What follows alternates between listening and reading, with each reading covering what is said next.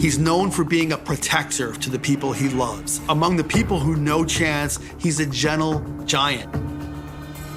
He's tall, muscular, black, big black dude, like a really husky guy. And so he could be intimidating just by his stature. But if you knew him, he's really like a big teddy bear.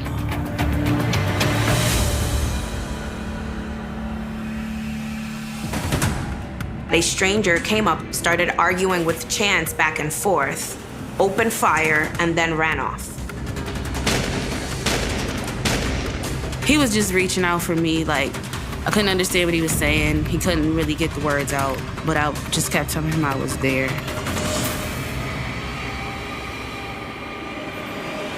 The family is just livid that nothing has been done. A lot of the beef stems from one person having a beef with someone else, and now their whole family and friends are involved. Sometimes the street has its own investigation and street justice is imposed, and it is almost always deadly. That whole eye for an eye leaves us all blind. At 3:30 p.m. on March 23, 2012, multiple 911 calls suddenly pour in from the 100 block of Kenmore Avenue on Syracuse's south side. Syracuse is a small town. We have a big university. That's pretty much what we're known for, Syracuse University. Right outside, like literally down the street from the university, is the south side. Right below the university is poverty.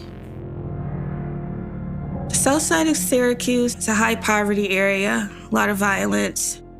It can be scary. It can be scary for someone that does not know the area. I was just fresh out of the academy as a police officer, and I remember the call, shots fired call came in, shooting, that a male had been shot. We were close by, so we were able to respond pretty quickly. So the scene was still very fresh, very chaotic, where people were outside, so there was people all over. The residents were pointing to where the victim was. I remember running up to the house, it was a white house, green porch, I'll never forget. The victim, a black male in his 30s, lies just a few feet away. There was a construction worker in the area that had quickly responded before we got there, and he was helping do some first aid. Then we took over, me and my partner. He's shot. What appears to be, a single gunshot wound to his lower back. There was still some level of consciousness, gasping for air. I remember that vividly. He grabbed onto the uniform and, said, "Help me." Paramedics arrive, followed by several of the victim's family members who have gotten word of the shooting.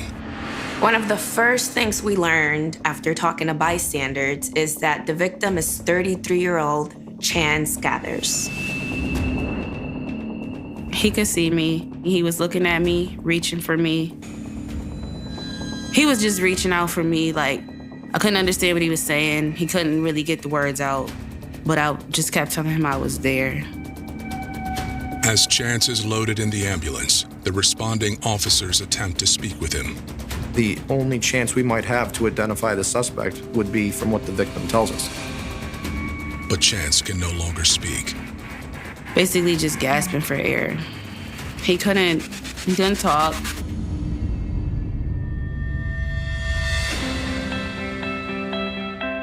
Chance David Gathers was born on October 14, 1978 in Syracuse, New York, to Onetha Gathers and Haywood Richardson Jr. Chance Gathers is a native of Syracuse. This is his hometown. He's from a big family. Chance has 2 sisters on his mother's side, and on his father's side, he's one of 22 children. So this is a huge family. He had a good relationship with his mom. He even had a good relationship with his dad. His dad had a lot of kids, and he did what he could. He was there for them. He had the brightest, most beautiful white smile. Everything was funny. You know what I mean? It was always a joke. He asked a lot of questions. He was very observant. While still a young man himself, Chance's siblings began having kids. Chance quickly became the favorite uncle.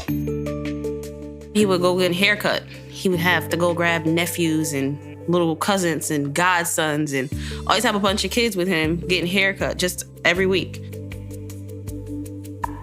Chance was like one of those warm spirits that, like you say, you know, made me feel safe and, you know, always inquired and always would talk to me and ask me what I was thinking, how I was feeling. His hugs were unmatched.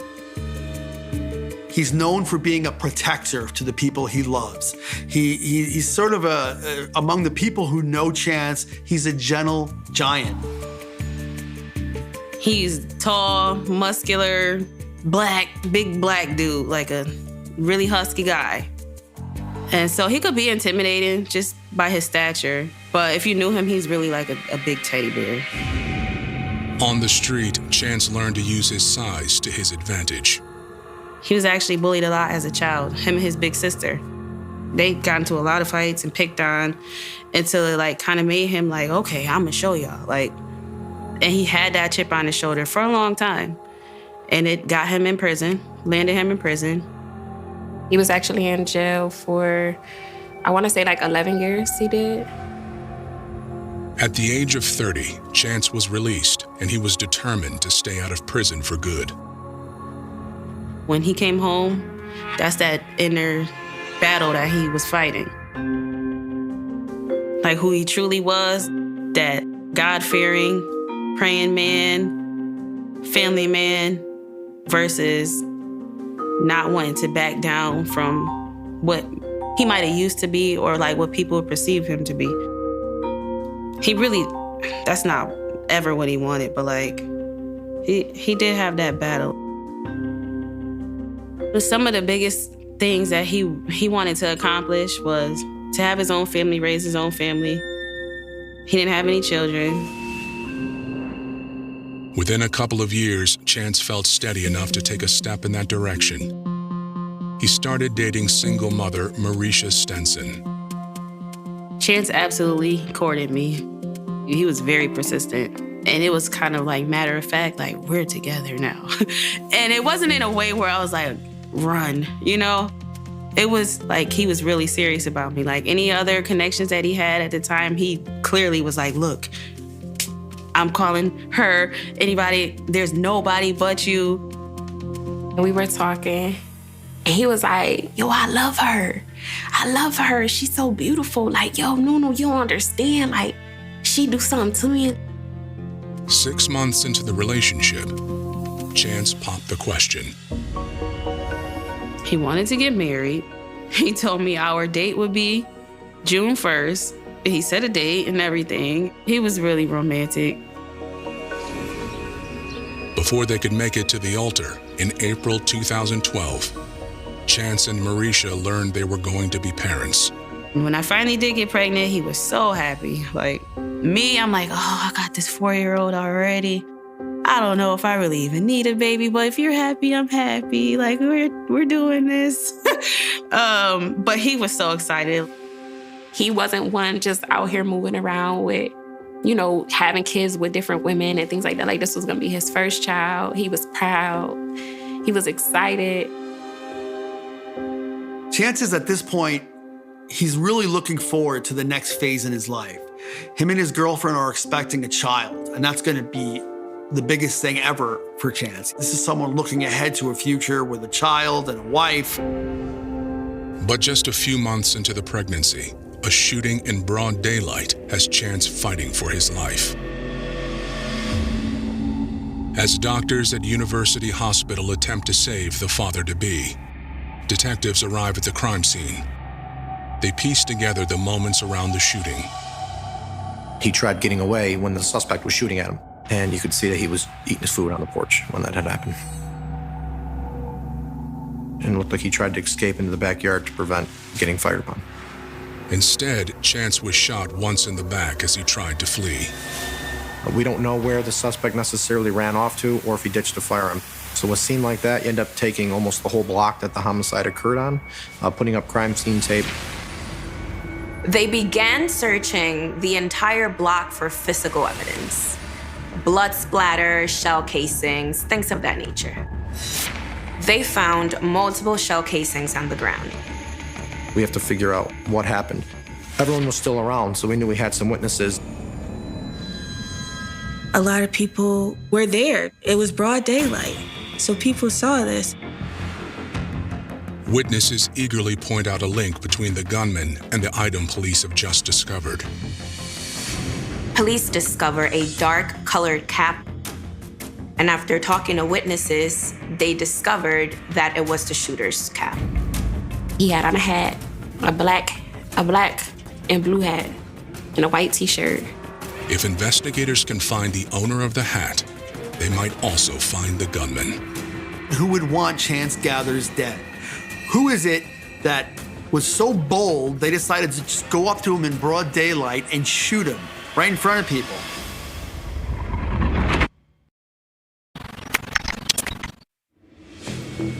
When detectives looking into the murder of 33-year-old Chance Gathers speak to those who witnessed the brazen crime, they learn the shooter was wearing a dark hat. If the lab team can find DNA on this hat that was found on the ground, this would be the key to identifying the shooter. Witnesses give details surrounding the moment the chaos broke out. Chance was hanging out with a small group of friends on that porch. We were sitting on a porch, and this young man, came up and he went to go, shooting up on a porch. Witnesses explained that they did not recognize the shooter. They described that a stranger came up, started arguing with Chance back and forth, opened fire, and then ran off. Given the fact that no one else was shot, detectives believe the shooter was after one man. This does not appear to be a random shooting. This looks like a targeted shooting, that someone was trying to very specifically mark this person as their victim. With no witnesses able to identify the shooter, investigators consider whether they're holding back. There's people who saw this shooting and they know what happened. Easy enough, right? Just talk to them, solve the crime, right? That's not how it works. We don't tend to get a lot of cooperation from the community, especially in those high crime areas. So we've had incidents where there's been a shots fired and we'll show up and people sitting on the front porch will say they didn't hear or see anything. And just because you're wearing a badge doesn't mean that they're going to want to give information.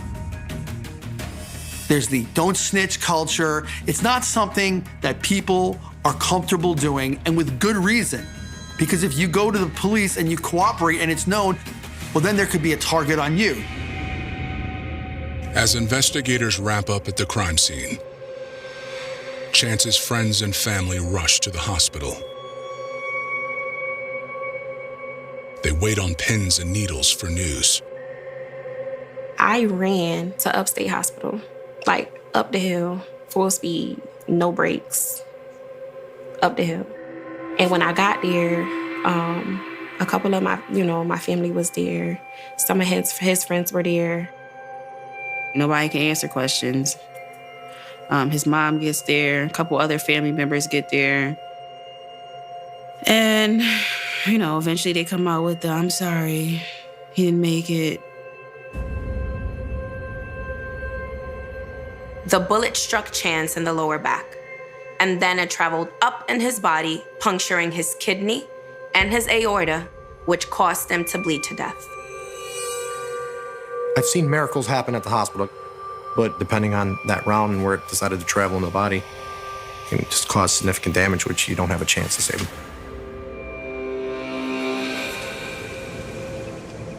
And my aunt, she just let out this scream that will make your skin crawl. We just need you to identify the body. So his mother and I, we go to the room where he's laying on a table, naked on the sheet. I mean, it was really hard.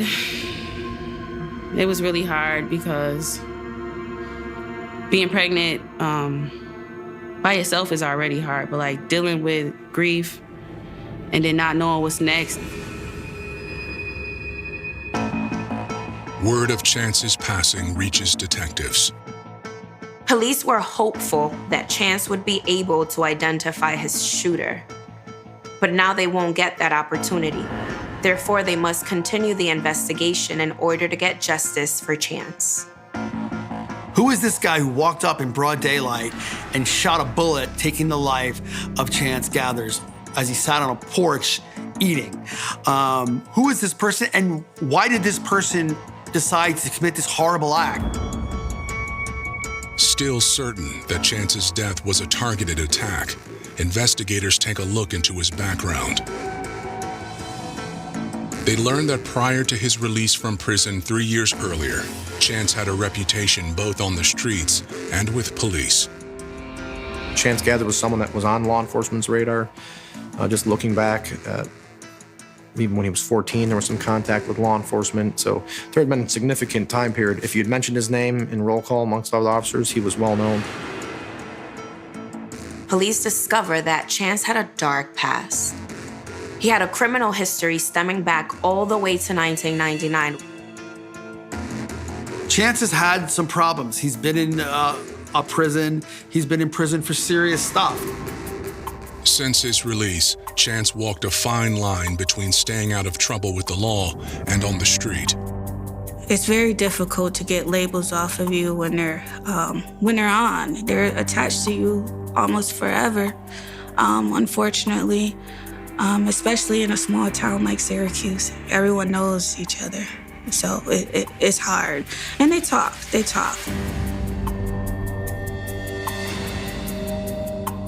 To some people, Chance did have a reputation for being somewhat of a bully, right? The way he explained it to me was like, and what I actually saw was that he would only bully bullies. You couldn't come around Chance and front like you was this big dog. Because if you big dog, he want to see. Show me you big dog. He was Mr. Size You Up. Chance is looking forward to this new part of his life, but the old part of his life is still there, and he's not shying away from it. You know, the old days of Chance being a guy to be reckoned with, he's still very aware of it, and so are other people. And that reputation is going to lead, unfortunately, to some real beefs.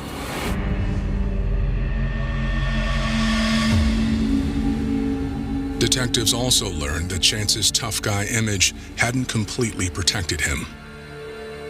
Chance was being both a participant and also a victim of crime. He had been slashed across his face in the past.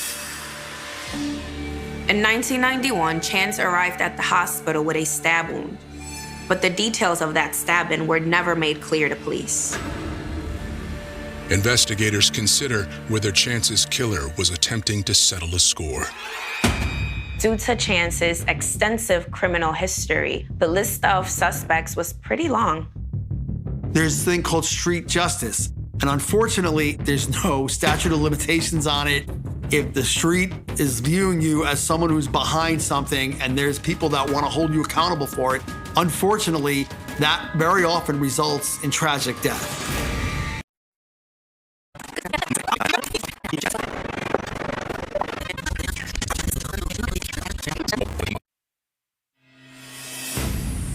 Detectives in Syracuse are trying to identify the man who fatally shot Chance Gathers in broad daylight.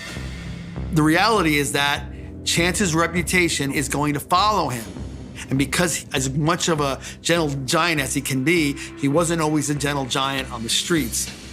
Detectives had their work cut out for them in order to narrow down the list of suspects. Detectives went down a list of anyone who could be seeking payback, and then they moved on and also eliminated anyone who had attempted against Chance's life prior to his death. Detectives worked their way down a list of people who may have felt Chance had wronged them, and one by one, they eliminated suspect after suspect. And no one in Chance's circle is offering help. No one came forward. It's either due to fear, it's either due to, well, let the police handle it. Well, the police need help with solving these cases. A huge problem for police in upstate New York is getting community trust, because at the end of the day, to solve a crime, you need people to come forward. 2 days after Chance's murder, Syracuse police set up an anonymous tip line, hopeful that the promise of secrecy will encourage someone to come forward. We have an app where people can send anonymous tips, and I can't even look up your name, even if you want to, but we give people that anonymous option. Anytime you open up a tip line, you have to take the good with the bad. And now detectives are having to sit through information that's senseless and really has nothing to do with the case. Most of the tips are dead ends, except for one. Not only does this person say they witnessed the murder, they also say they recognize the shooter. So there's a name making its way to police. Police are starting to hear the name Demetrius Hackett. Demetrius Hackett was born on July 21st, 1992, the second son to Kimberly Freeman and Benjamin Hackett.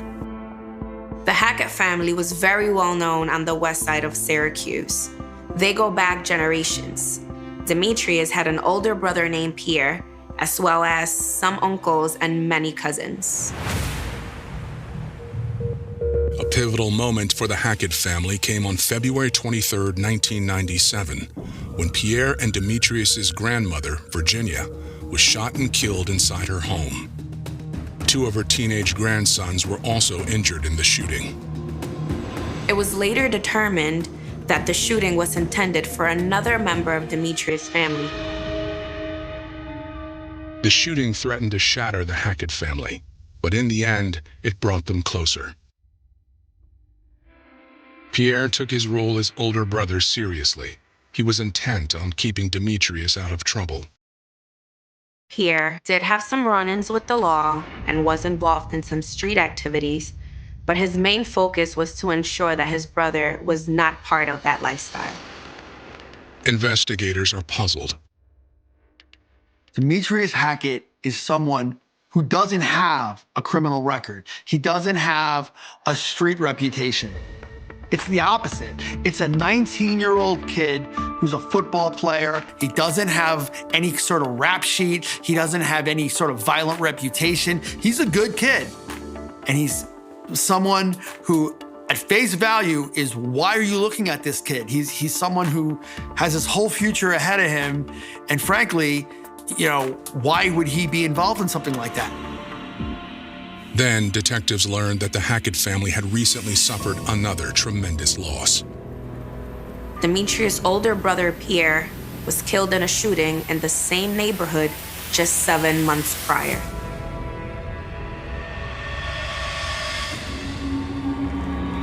Investigators take a look at the case file on Pierre's murder. In that moment, the connection between suspect and victim becomes crystal clear. And whose name appears at the top of the list as a prime suspect? None other than Chance Gathers.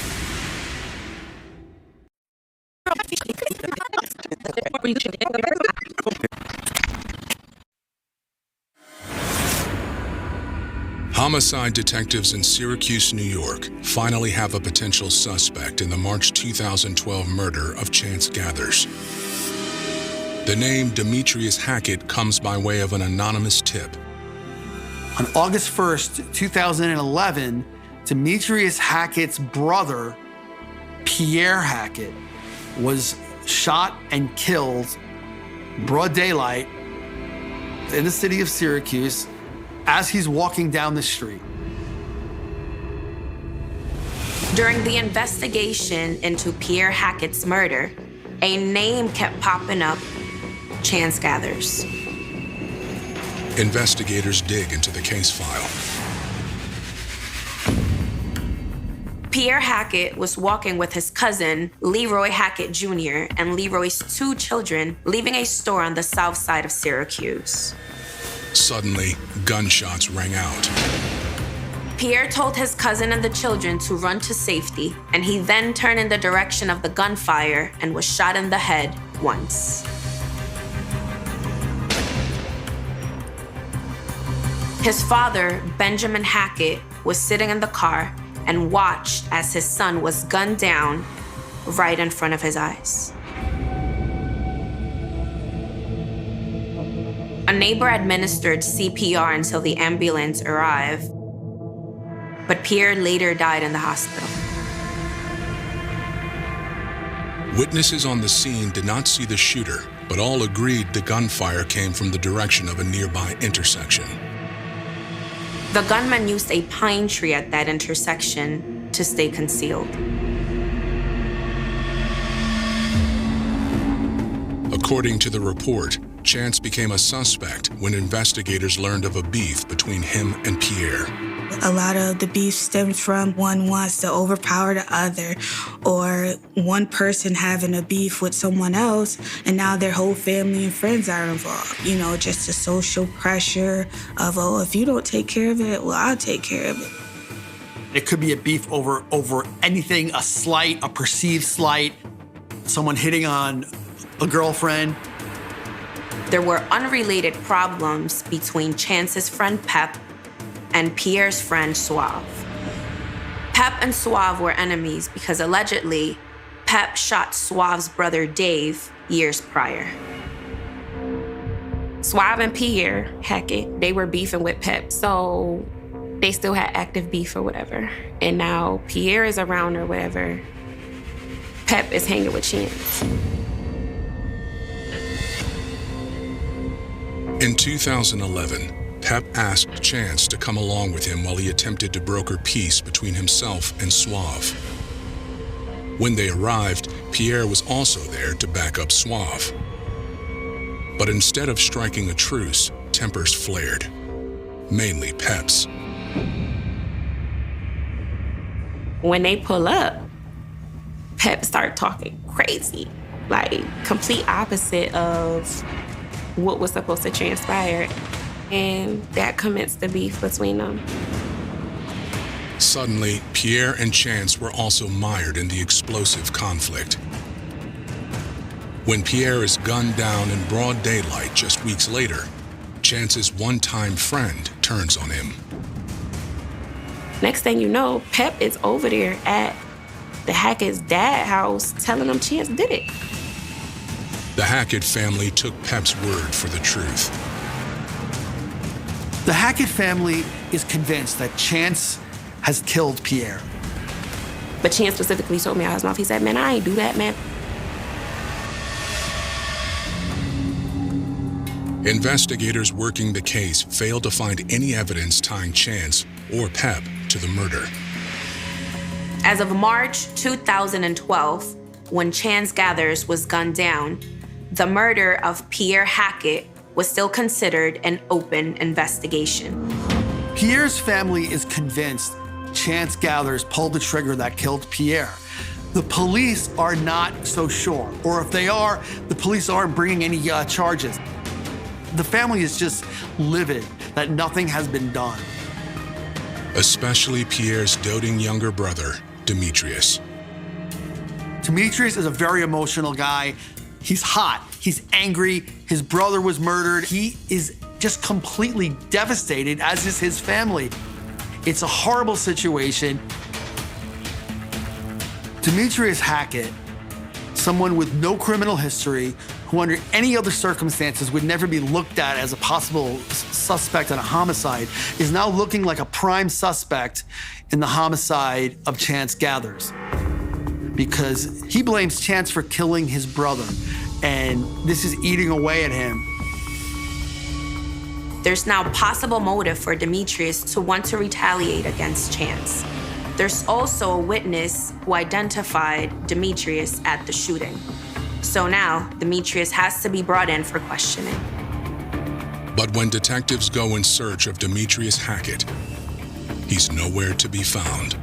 No one, not even his parents, seem to know where he's gone.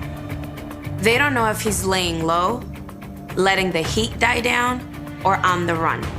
The fact of the matter is that they cannot get any information as to his whereabouts. They knew that if they had any chance of finding him, they would have to get a warrant and the marshal squad involved, and hopefully get him in alive.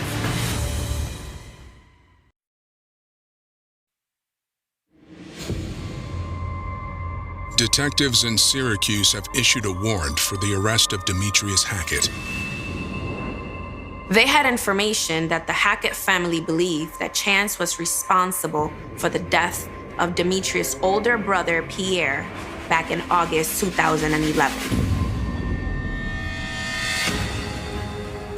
Which would lead them to also believe that Chance's murder was perhaps a retaliation.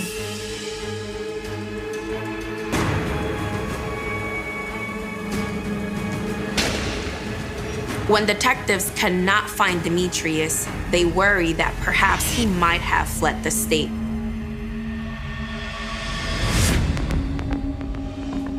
So they go door to door in different neighborhoods in Syracuse trying to find him. Despite the fact that detectives kept hearing that Demetrius was a good kid, he was still considered armed and dangerous, and their job was to get him off the streets as soon as possible. We just lost a life, and we have to get justice for this life. Finally, on April 9th, 2012, more than 2 weeks after Chance's murder, the warrant squad tracks down Demetrius Hackett. So 18 days after the homicide, Demetrius Hackett, who's been in hiding, suddenly is arrested. Demetrius is arrested and charged with the murder of Chance Gathers.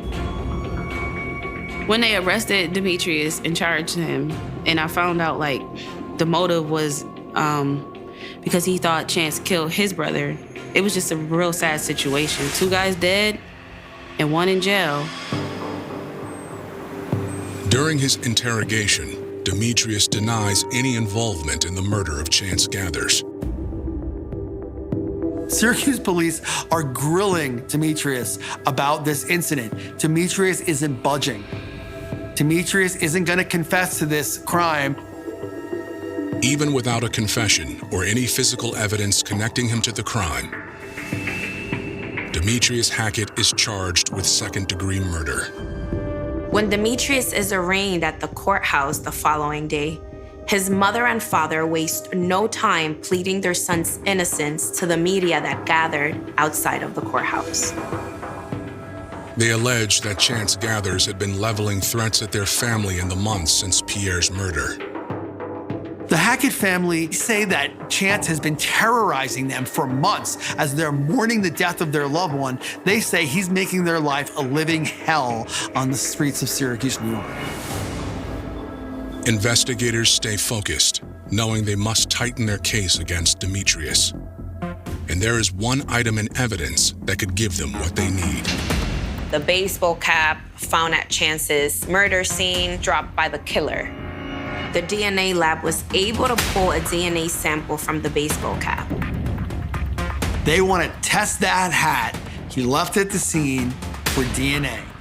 It's a risky move because, yes, DNA is extremely powerful evidence. That can cut both ways because as sure as a DNA match could convict Demetrius, if there's no match, that could be an immediate, huge piece of evidence to just let Demetrius get an acquittal. Investigators are willing to take the risk, but Demetrius isn't. Demetrius was asked to provide DNA sample at his own will, but he refused.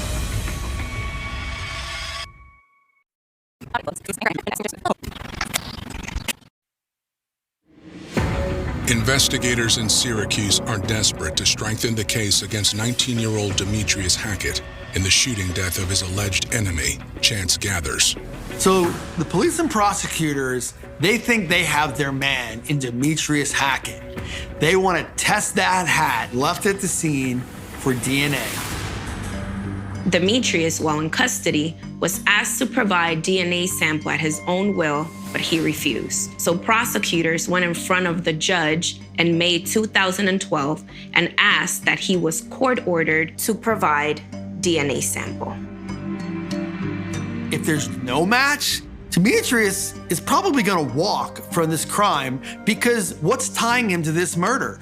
Nothing, other than the fact that his name has come up. And without DNA evidence, I don't think you have a murder case against Demetrius Hackett. The DNA is gonna tell the tale. Is Demetrius involved in this crime or is he not? A judge signs off on the subpoena. Investigators collect a saliva sample from Demetrius, and then they wait. The DNA testing comes back, and yes, it's a match. That was the hat being worn by Demetrius Hackett. His DNA is now on it, and what's more, witnesses saw him wearing it. This is really hard now for Demetrius to say he was not involved. You can now put Demetrius Hackett at that crime scene, and you could put him there wearing that hat. Demetrius and his attorneys maintain his innocence despite the new evidence. His lawyers are starting to consider a new tactic. Demetrius was under an extreme emotional distress at the time he pulled the trigger. This means we're no longer gonna deny that he shot Chance, but we're gonna show you why he did it. Extreme emotional distress is a response to a traumatic event where you have a loss of self-control, intense, overwhelming emotions in response to, the traumatic event. Demetrius had good grades. He didn't have a criminal record. This was a traumatic event for him, which may have caused him, to be dealing with extreme emotional distress. This is why his lawyer wanted to argue this for his case. Prosecutors must consider that this argument could work. Who's to say that a jury may look at him and say, oh man, we're gonna let this kid get acquitted because he was obviously in a horrible situation. The prosecution knows that, and Demetrius and his attorneys know that. But they also know that if the jury comes back and says, no, it's murder, he's looking at a life sentence. Prosecutors pursue a plea. On August 30th, 2013, almost a year and a half after Chance's murder, Demetrius Hackett pleads guilty to a reduced charge of first-degree manslaughter. Demetrius has pled guilty to first-degree manslaughter. He's gonna get a chance to finally speak about what happened on the day that he shot and killed Chance Gathers. Demetrius tells the judge this was a lose-lose situation. Chance Gathers was terrorizing my family. If I didn't take this into my own hands, I'd be dead. He felt it was a kill or be killed type situation and that he made the decision to take out Chance Gathers before Chance Gathers could take out him and members of his family. Demetrius said in court that he felt like pretty much he had no choice. He said that Chance was threatening him and his family. The judge responds. So the judge tells Demetrius that there was no criminal case against Chance Gathers. The police hadn't charged him with that. So even if everybody on the street and in the family knew or heavily suspected Chance killed Pierre, you can't kill someone just because you believe they killed your brother. The court system is not going to justify an eye for an eye. They're just not going to do it. The judge sentences Demetrius Hackett to 20 years at the Wint Correctional Facility in upstate New York. He'll be eligible for parole in 2029. At the end of the day, this is a very tragic story about retribution and how the cycle of violence just leads to prison and more tragedy. It certainly does in this case. At the end of the day, Chance Gathers is dead. And Demetrius Hackett is going to be in a prison for the next 20 years. Demetrius wasn't a bad kid. Demetrius was on the right track. The only thing that happened to Demetrius was his family became victim to the cycle of violence. There are cities that become famous because of the people they raise. There are cities remembered because of the wars they survive. And then there are cities that spend decades trying to forget a single name. Glasgow, Scotland, is one of them. If you walk through the East End today, you will find busy streets, renovated buildings, laughter drifting from pubs, buses groaning through narrow roads, and ordinary people living ordinary lives. Nothing immediately tells you that more than half a century ago, fear settled over these same streets like an early winter fog. Nothing warns you that somewhere among the crowds, a man once smiled politely, held doors open, spoke softly about faith and morality, and then disappeared into the darkness with women who would never return home. His face became one of the most recognizable police sketches in British criminal history. His nickname became part of Scottish folklore. But his real name? No one knows. For decades, detectives searched through thousands of statements. They questioned husbands, lovers, soldiers, students, factory workers, churchgoers, taxi drivers, and strangers whose only crime was resembling the drawing pinned to investigation walls. Every promising lead eventually dissolved into silence. Every theory left behind another unanswered question. The murders stopped. The killer vanished. And the mystery only grew larger. Most serial killers leave behind a trail that investigators can eventually follow. They make mistakes. They become careless. They brag. They keep trophies. They offend again until someone notices a pattern they cannot escape. This man seemed to understand something terrifying. He knew exactly how much of himself to reveal. Just enough to earn trust. Never enough to be caught. He danced. He joked. He spoke with confidence. He looked respectable. He spoke about God. He condemned adultery. He criticized women who spent their evenings in dance halls instead of at home. To many people, he sounded like a man with strong principles. To at least 3 women, he was the last friendly face they ever saw. The newspapers eventually gave him a name that history would never forget. Bible John. It sounds almost fictional, the kind of nickname invented for a horror novel or a detective television series. Yet every detail behind that name came from a real conversation inside a taxi on a cold Scottish night. A surviving witness remembered the stranger quoting scripture with unsettling ease, speaking about sin as though he were delivering a sermon rather than sharing a ride after an evening of dancing. There was no mask. No dramatic disguise. No supernatural legend. Only a well-dressed man whose manners made him seem safer than everyone else. That may be what continues to haunt this case more than 50 years later. Evil did not arrive looking frightening. It arrived looking trustworthy. Imagine the Glasgow of the late 1960s. Factories still dominated the skyline. Smoke drifted above brick buildings. Shift whistles marked the rhythm of everyday life. Dance halls were among the few places where young adults could briefly forget long workdays and financial hardship. Friday and Saturday nights belonged to music, polished shoes, cheap perfume, laughter, and the hopeful belief that life might become something bigger than another week spent inside mills or offices. People met without mobile phones. Without social media.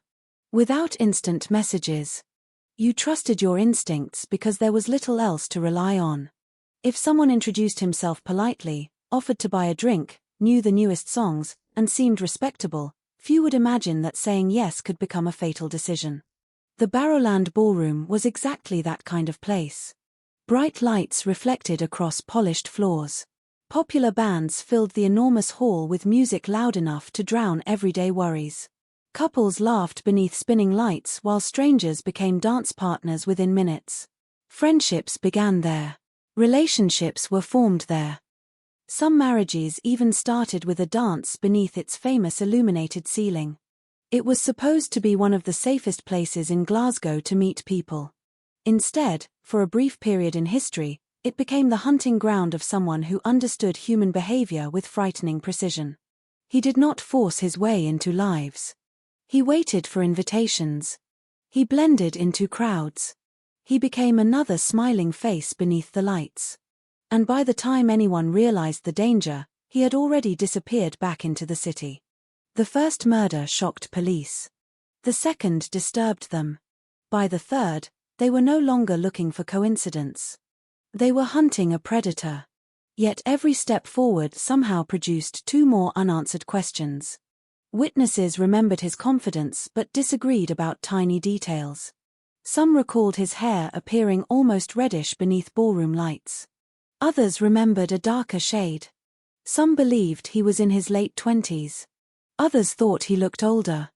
Every memory felt close enough to matter and uncertain enough to create doubt. That uncertainty became the investigation's greatest enemy. Because memory is fragile.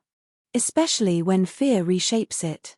What makes the Bible John case different from countless other unsolved murders is not simply that investigators failed to identify the killer. It is that they came astonishingly close. A witness sat beside him. She listened to him speak. She watched the expressions on his face. She remembered the rhythm of his voice. She noticed his opinions about religion. She even recalled the strange confidence with which he judged the personal lives of complete strangers. It is difficult to imagine another famous unidentified serial killer whose personality was described in such vivid detail by someone who survived an evening in his company.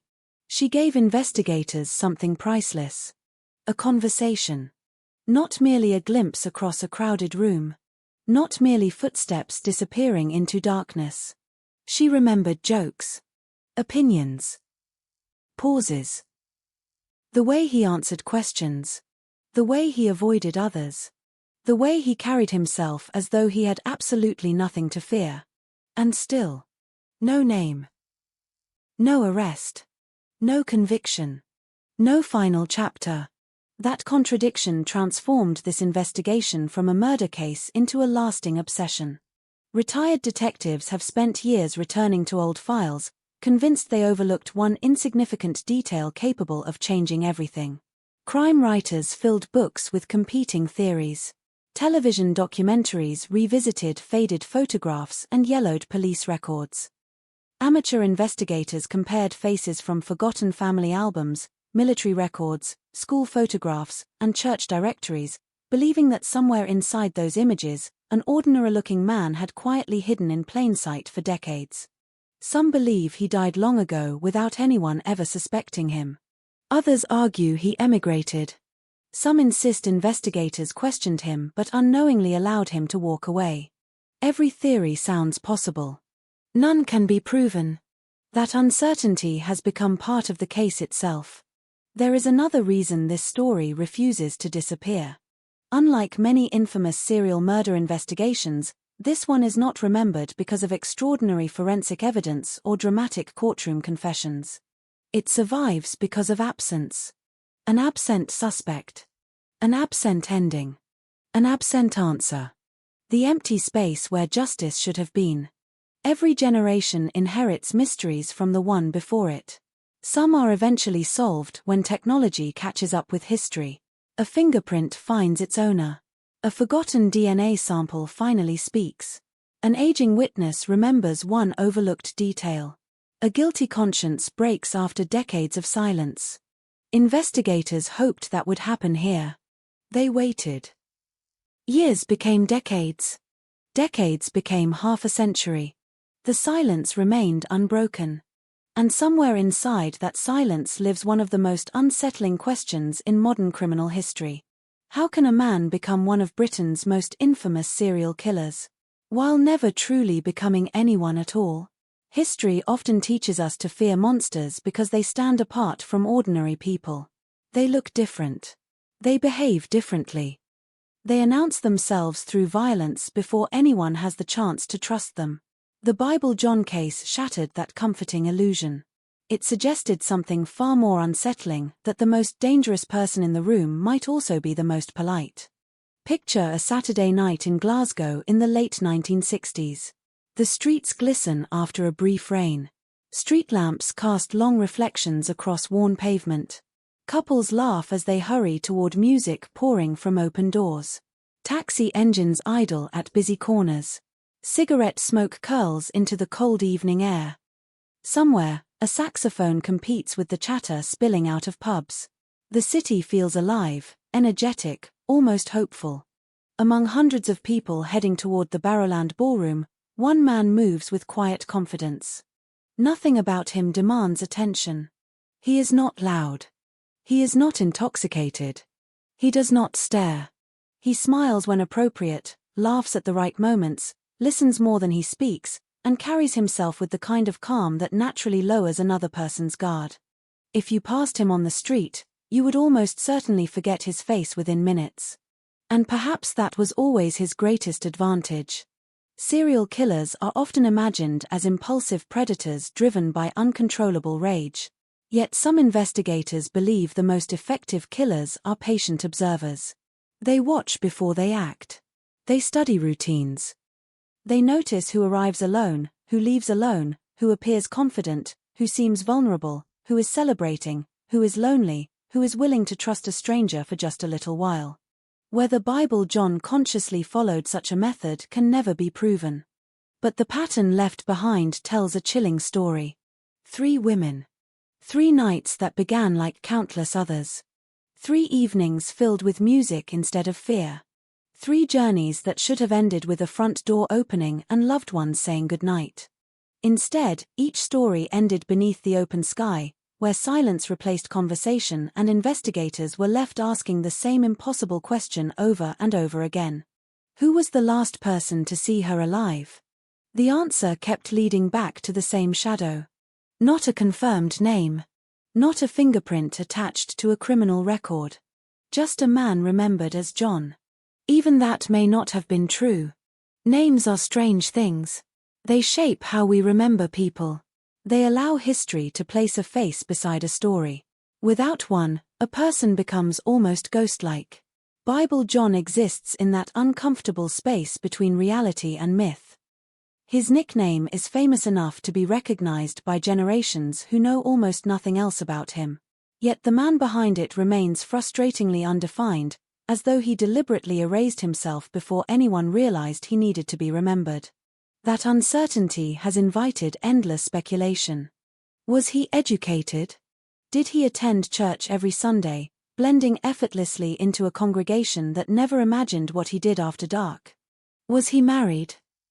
Did he return home after each killing to a family who noticed nothing unusual beyond perhaps a muddy pair of shoes or a shirt quietly washed before dawn? Did he work a normal job, exchanging greetings with colleagues on Monday morning while detectives searched the city for the very man standing beside them? Or was he someone drifting through Glasgow without permanent roots, making it easier to disappear when the investigation intensified? No one knows. Every possibility remains suspended between evidence and imagination. Cases like this tempt people to fill empty spaces with certainty. Human beings dislike unanswered questions. We prefer stories with endings, villains with names, and justice that arrives before the credits roll. But real investigations rarely respect those expectations. Sometimes evidence is incomplete. Sometimes memories fade. Sometimes crucial mistakes are made before anyone realizes their importance. And sometimes a killer simply slips through history's fingers. The Bible John investigation became a haunting reminder that intelligence and determination do not always guarantee resolution. Thousands of interviews. Thousands of documents. Countless sleepless nights. Entire teams of detectives following leads that promised everything and delivered nothing. Each time hope appeared, disappointment followed close behind. Imagine the emotional weight carried by those investigators. Every morning they returned to desks covered in photographs, statements, maps, and timelines. Every telephone call carried the possibility of breakthrough or heartbreak. Every witness interview demanded the same difficult balance between skepticism and hope. They knew somewhere in Glasgow there was a man who had already escaped justice more than once. They also knew that every passing day made finding him more difficult. Meanwhile, life continued around them. Factories opened. Children went to school. Football matches filled stadiums. Families celebrated birthdays and weddings. The city refused to stop moving simply because fear had taken root beneath its surface. Perhaps that is another reason this story endures. It reminds us that history's darkest moments rarely unfold in isolated places. They happen in neighborhoods where laundry hangs from windows, where neighbors borrow sugar, where buses arrive on schedule, where teenagers dream about the future and parents worry about ordinary things. Horror does not require abandoned castles or remote forests. Sometimes it walks beneath bright lights while a dance band plays cheerful music. Sometimes it offers a hand before asking for the next dance. For the families left behind, however, there was nothing mysterious about the loss. Long before newspapers created headlines or artists sketched an unidentified face, there were empty chairs at dinner tables. There were unanswered telephone calls. There were birthdays that became painful reminders instead of celebrations. There were parents who replayed final conversations, searching for clues hidden inside perfectly ordinary words. There were siblings who wondered whether one different decision might have changed everything. Those private griefs rarely receive the same attention as the killer himself. Yet they are the true cost of every unsolved murder. Behind every famous case lies a family forced to continue living without the one thing investigators could never recover: certainty. Hope can become its own kind of burden.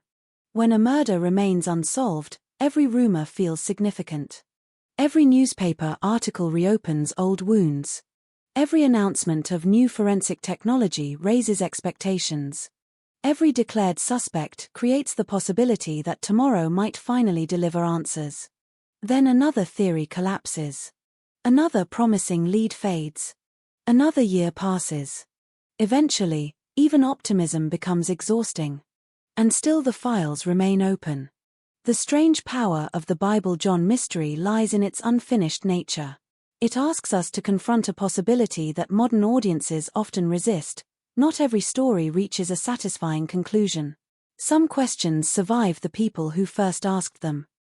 Some investigations outlive the detectives who began them.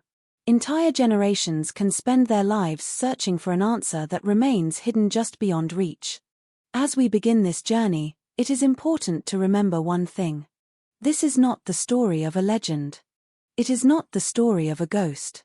It is not the story of an urban myth whispered to frighten children after dark. It is the story of real women whose lives ended violently. It is the story of families who never received complete answers. It is the story of investigators who devoted years to chasing a man who always seemed one step ahead. And above all, it is the story of a stranger whose greatest weapon may never have been physical strength or careful planning. It may have been his ability to appear utterly ordinary. Because sometimes the face that history remembers most clearly is the one it can never identify. Tonight, we return to Glasgow not to chase a myth, but to retrace the footsteps of three women, to follow the evidence exactly where it leads, and to separate what is known from what has merely been repeated over decades.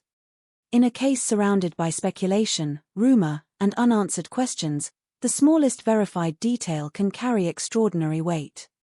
Before the city learned to fear the name Bible John, before detectives launched one of Scotland's largest murder investigations, before a single police sketch became permanently etched into the public imagination, there was simply a city finding its rhythm at the end of another decade.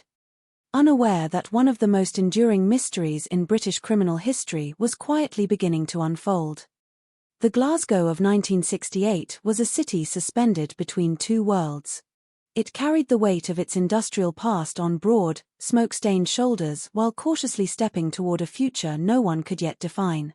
Shipyards still echoed with the sound of steel striking steel. Factory whistles divided each day into familiar chapters. Rows of sandstone tenements stretched block after block, their windows glowing softly against the long Scottish evenings.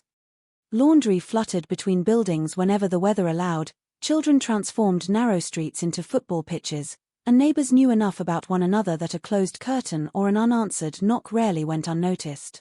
Life was rarely easy, but it was predictable. That predictability offered comfort. The city had survived wars, economic hardship, labor disputes, and generations of change. Families adapted because they always had. Men left for work before sunrise. Women balanced employment with raising children and caring for relatives. Sundays remained quieter than the rest of the week, church bells still marked the passage of time for many communities, And although the cultural revolution sweeping through London was slowly reaching Scotland, Glasgow maintained its own rhythm, more reserved, more traditional, but no less alive. On Friday evenings, however, something changed. The city loosened its collar. Work clothes disappeared into wardrobes, replaced by polished shoes, carefully pressed dresses, tailored jackets, and freshly combed hair.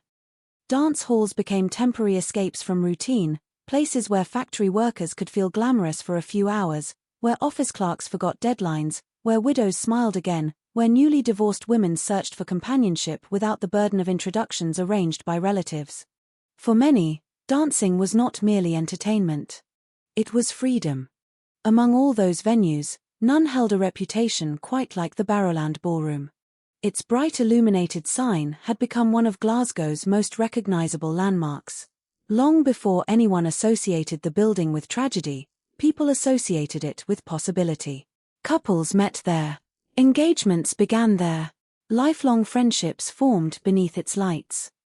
Live bands filled the enormous hall with energetic rhythms that echoed across polished wooden floors.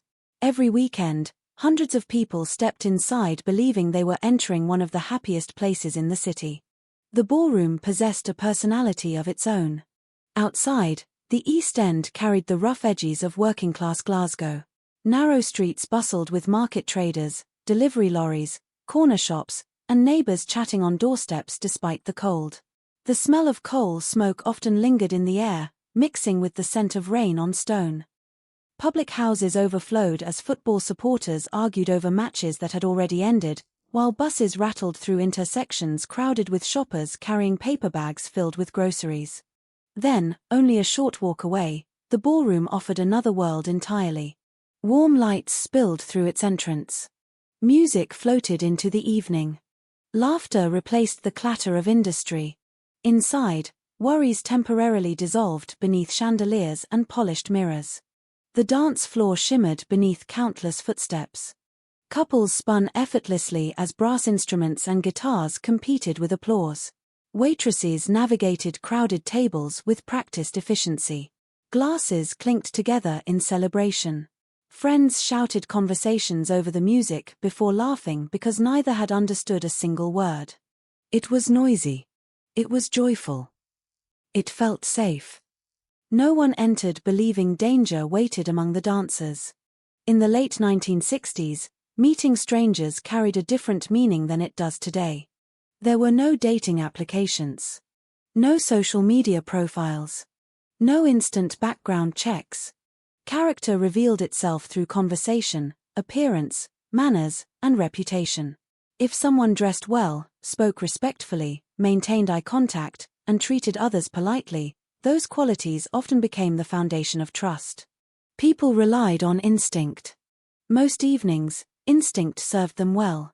Occasionally, it failed with devastating consequences. The culture surrounding dance halls reflected the social expectations of the era. Many visitors arrived in groups. Sisters attended together. Friends arranged evenings weeks in advance. Married couples danced alongside single people.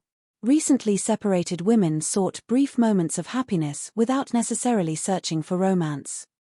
Conversation flowed naturally between strangers because dancing itself encouraged introductions.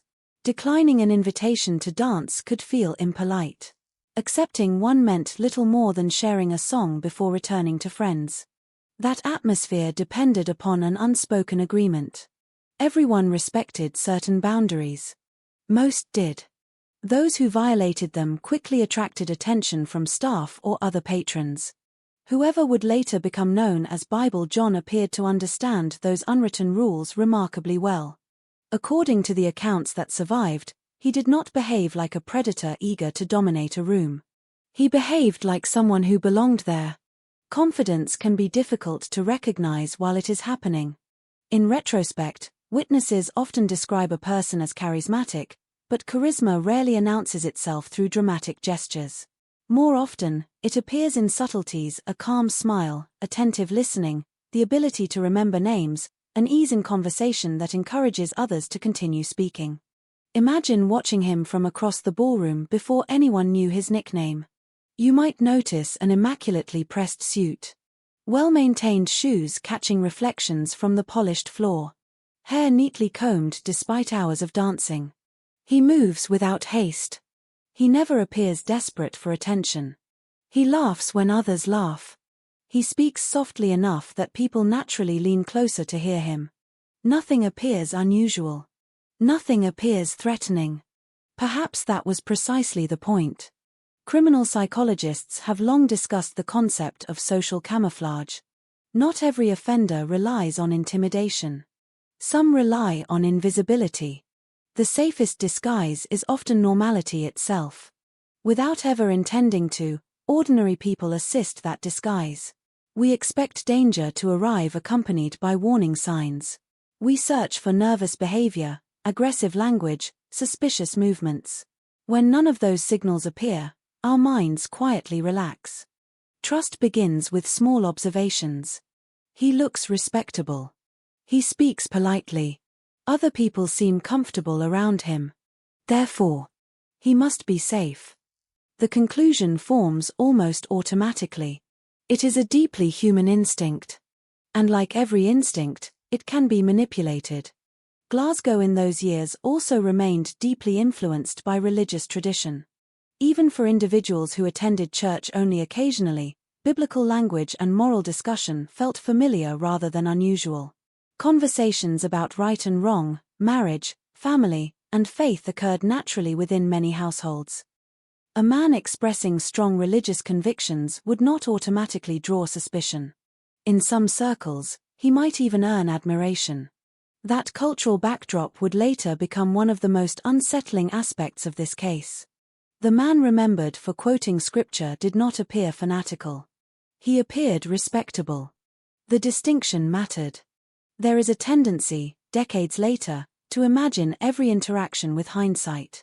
We assume warning signs must have existed because we already know the ending. Reality is rarely so generous. The people sharing a dance floor with him possessed no knowledge unavailable to everyone else. They observed the same smiles, heard the same music, and believed they were participating in another ordinary weekend. Fear had not yet entered the ballroom. The newspapers had not yet printed alarming headlines. Police had not yet connected scattered pieces into a recognizable pattern. The city remained blissfully unaware that history had already begun writing one of its darkest chapters. Elsewhere across Glasgow, life continued with familiar routines. Milk bottles appeared outside front doors before sunrise. Newspapers landed against stone steps with dull thuds. Bus conductors greeted regular passengers by name. Children hurried through damp streets carrying school satchels larger than their shoulders. Office workers folded umbrellas before entering buildings warmed by old radiators. Nothing in those ordinary mornings hinted that detectives would soon spend years reconstructing seemingly insignificant evenings.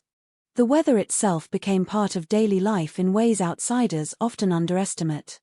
Rain arrived unexpectedly. Cold winds swept through narrow streets.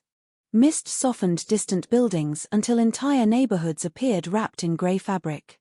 People learned to live with damp coats, cloudy skies, and evenings that seemed darker than the clock suggested. Those conditions affected memory. A face glimpsed beneath streetlights. Footsteps fading into fog. The color of someone's hair beneath artificial lighting. Even the direction a stranger walked after leaving a taxi. Small uncertainties multiplied with time. Investigations are built from details. When details blur, certainty begins to disappear. No one understood that better than the detectives who would later inherit this case. Every recollection mattered. Every inconsistency demanded explanation.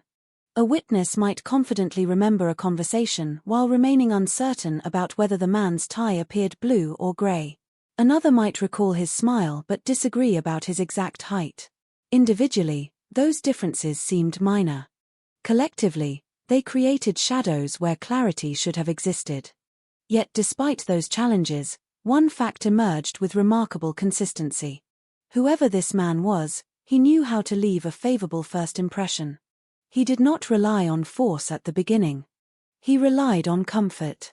And comfort, once earned, has an extraordinary ability to lower every invisible defense we carry without even realizing it. That is where this story truly begins, not with violence, not with flashing police lights, not with newspaper headlines, but with a city that believed it understood itself.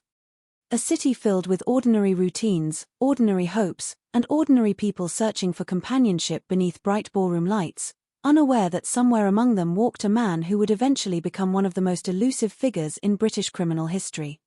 Before investigators searched thousands of names, before artists sketched the face recognized across Scotland, and before the nickname Bible John entered public memory, Glasgow was simply living another year, never imagining that history was quietly taking notes. The Barrowland Ballroom did not become famous because of architecture, celebrity, or political history. It became unforgettable because it represented something deeply human, the belief that joy could be found in the company of strangers. On weekends, queues formed long before the doors officially opened. Young women adjusted one another's hair in compact mirrors, laughing as they complained about the cold. Men straightened their jackets, checked their reflections in shop windows, and rehearsed clever introductions they hoped would sound effortless. Friends teased one another about who would be the first to find a dance partner. Taxi drivers knew the route by heart, dropping off passengers with cheerful remarks before pulling away to collect another fare. By the time the music began, the ballroom seemed to breathe. The polished wooden floor reflected the lights overhead like a calm lake disturbed by hundreds of moving feet. Every song created its own rhythm across the room. Some couples danced with practiced elegance, gliding so naturally that they barely seemed to touch the floor. Others laughed through clumsy steps, unconcerned with perfect timing. The musicians watched the audience as carefully as they watched their instruments, adjusting the tempo whenever the energy in the room shifted. For a few precious hours, the outside world became irrelevant. Bills waiting to be paid. Factories demanding another week's labor. Relationships under strain. The quiet loneliness that settled into many homes after sunset. Everything could be forgotten between one song and the next. That sense of escape explains why so many people returned week after week. The ballroom was more than entertainment, it was a ritual. Familiar faces greeted one another across the room. Regular visitors knew where to stand, where to order drinks, and which corners offered the best view of the band. Even strangers could feel welcome within minutes, drawn into conversations that began with little more than a smile or an invitation to dance.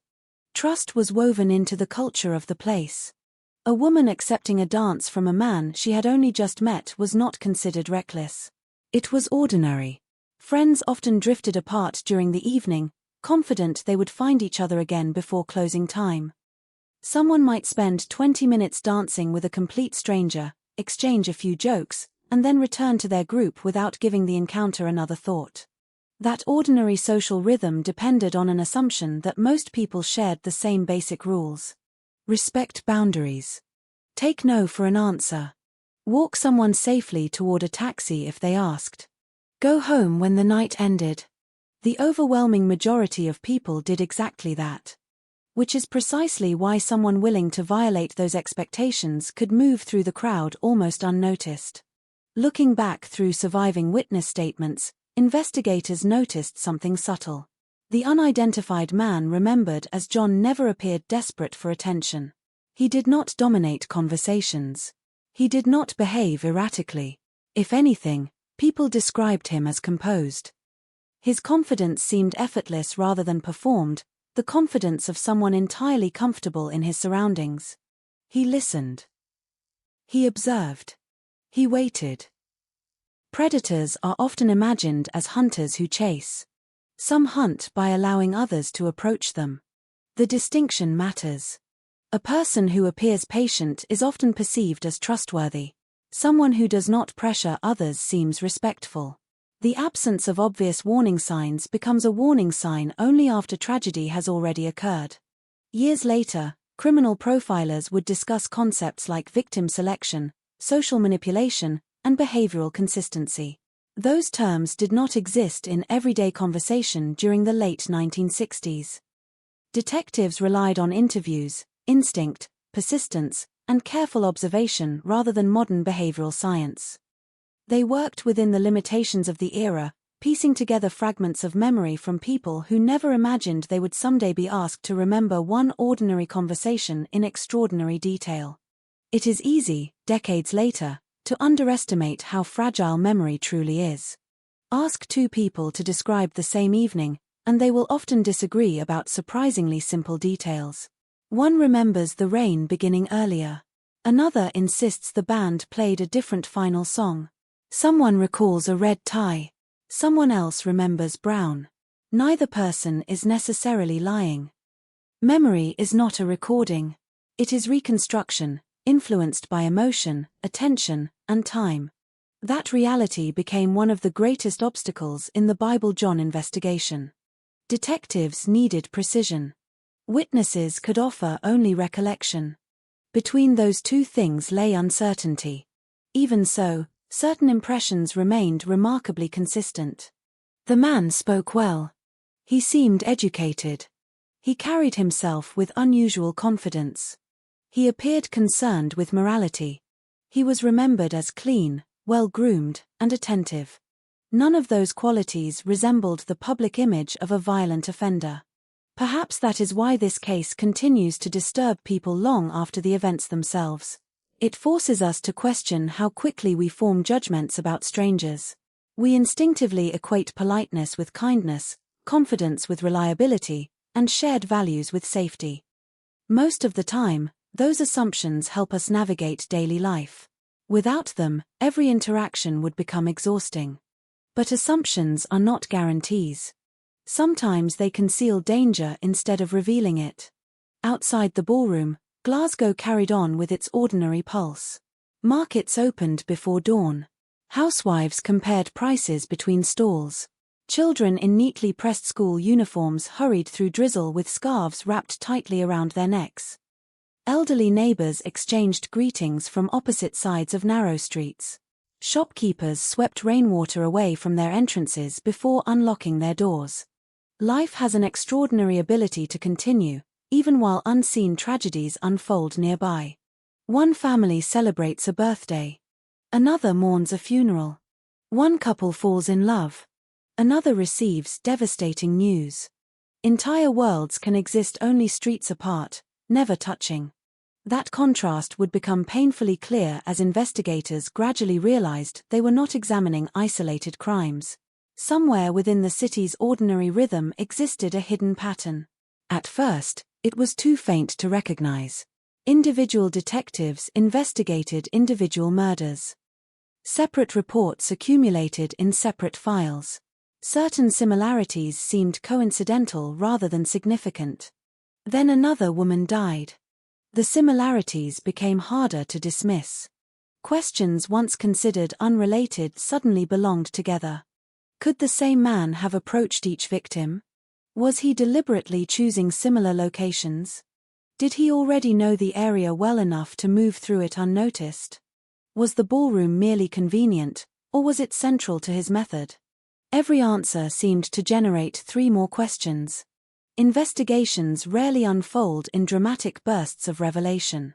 More often, they resemble assembling a puzzle whose pieces have been scattered across different rooms. Detectives compare timelines, witness accounts, forensic observations, and geographical details, searching for patterns invisible within a single case. Progress comes slowly, measured not in certainty but in probability. By the time that process began in earnest, the city itself had started to change. Newspaper headlines altered conversations in cafes and workplaces. Parents quietly reminded daughters not to travel home alone. Friends became more careful about accepting rides from strangers. Taxi drivers paid closer attention to nervous passengers. Door locks were checked twice before bedtime. Fear does not arrive all at once. It spreads through countless small decisions. People begin leaving parties earlier. They choose familiar routes instead of shortcuts. They look over their shoulders a little more often. A city that once celebrated spontaneous encounters gradually becomes suspicious of them. The greatest tragedies are not measured only by lives lost. They are also measured by the freedoms quietly surrendered afterward. For Glasgow, innocence became one of those losses. No one could point to the exact moment it disappeared. Perhaps it vanished with the first unanswered question. Perhaps with the second. Or perhaps it faded so gradually that the city recognized its absence only years later. Long after the dance ended, long after the lights inside the ballroom dimmed and chairs were stacked for another week, the echoes of those evenings remained. Detectives would revisit them again and again, replaying movements across the dance floor, tracing taxi routes through rain-darkened streets, comparing statements separated by months, searching for one overlooked detail capable of transforming uncertainty into proof. They could not know then that generations would one day study the same evidence, ask the same questions, and reach the same frustrating conclusion. Somewhere within those ordinary nights, surrounded by music, conversation, and laughter, a man managed to hide behind the simplest disguise imaginable. He looked exactly like someone who belonged there. And because he belonged so completely, no one realized they were watching history unfold until it was already too late. Before fear acquired a face, before investigators coined theories, before the public learned the name that newspapers would repeat for decades, there were only ordinary people stepping into the Barrowland ballroom, believing they were beginning another memorable evening. None of them could have imagined that hidden among the dancers was a stranger whose identity would remain one of Britain's greatest unsolved mysteries, and whose shadow would stretch far beyond the final song of a single night, lingering over Glasgow for generations to come. Patricia Docker was 25 years old when her story became known to the public. But that is not where her story began. Like so many victims whose names eventually appear in newspaper headlines, Patricia first existed in countless ordinary moments that never found their way into police files. She was someone's daughter before she was a victim. She was someone whose laughter had once filled family rooms, whose footsteps had echoed through familiar hallways, whose future, at least in her own mind, still stretched far beyond the next weekend. When history remembers only the final hours of a person's life, something important is lost. The crime becomes larger than the individual. The mystery overshadows the human being. The victim slowly disappears behind the violence committed against them. To understand the Bible John investigation, it is necessary to begin somewhere quieter. Not with death. With life. Glasgow in the late 1960s offered few luxuries to working-class families, but it offered something equally valuable: community. Entire neighborhoods functioned almost like extended families.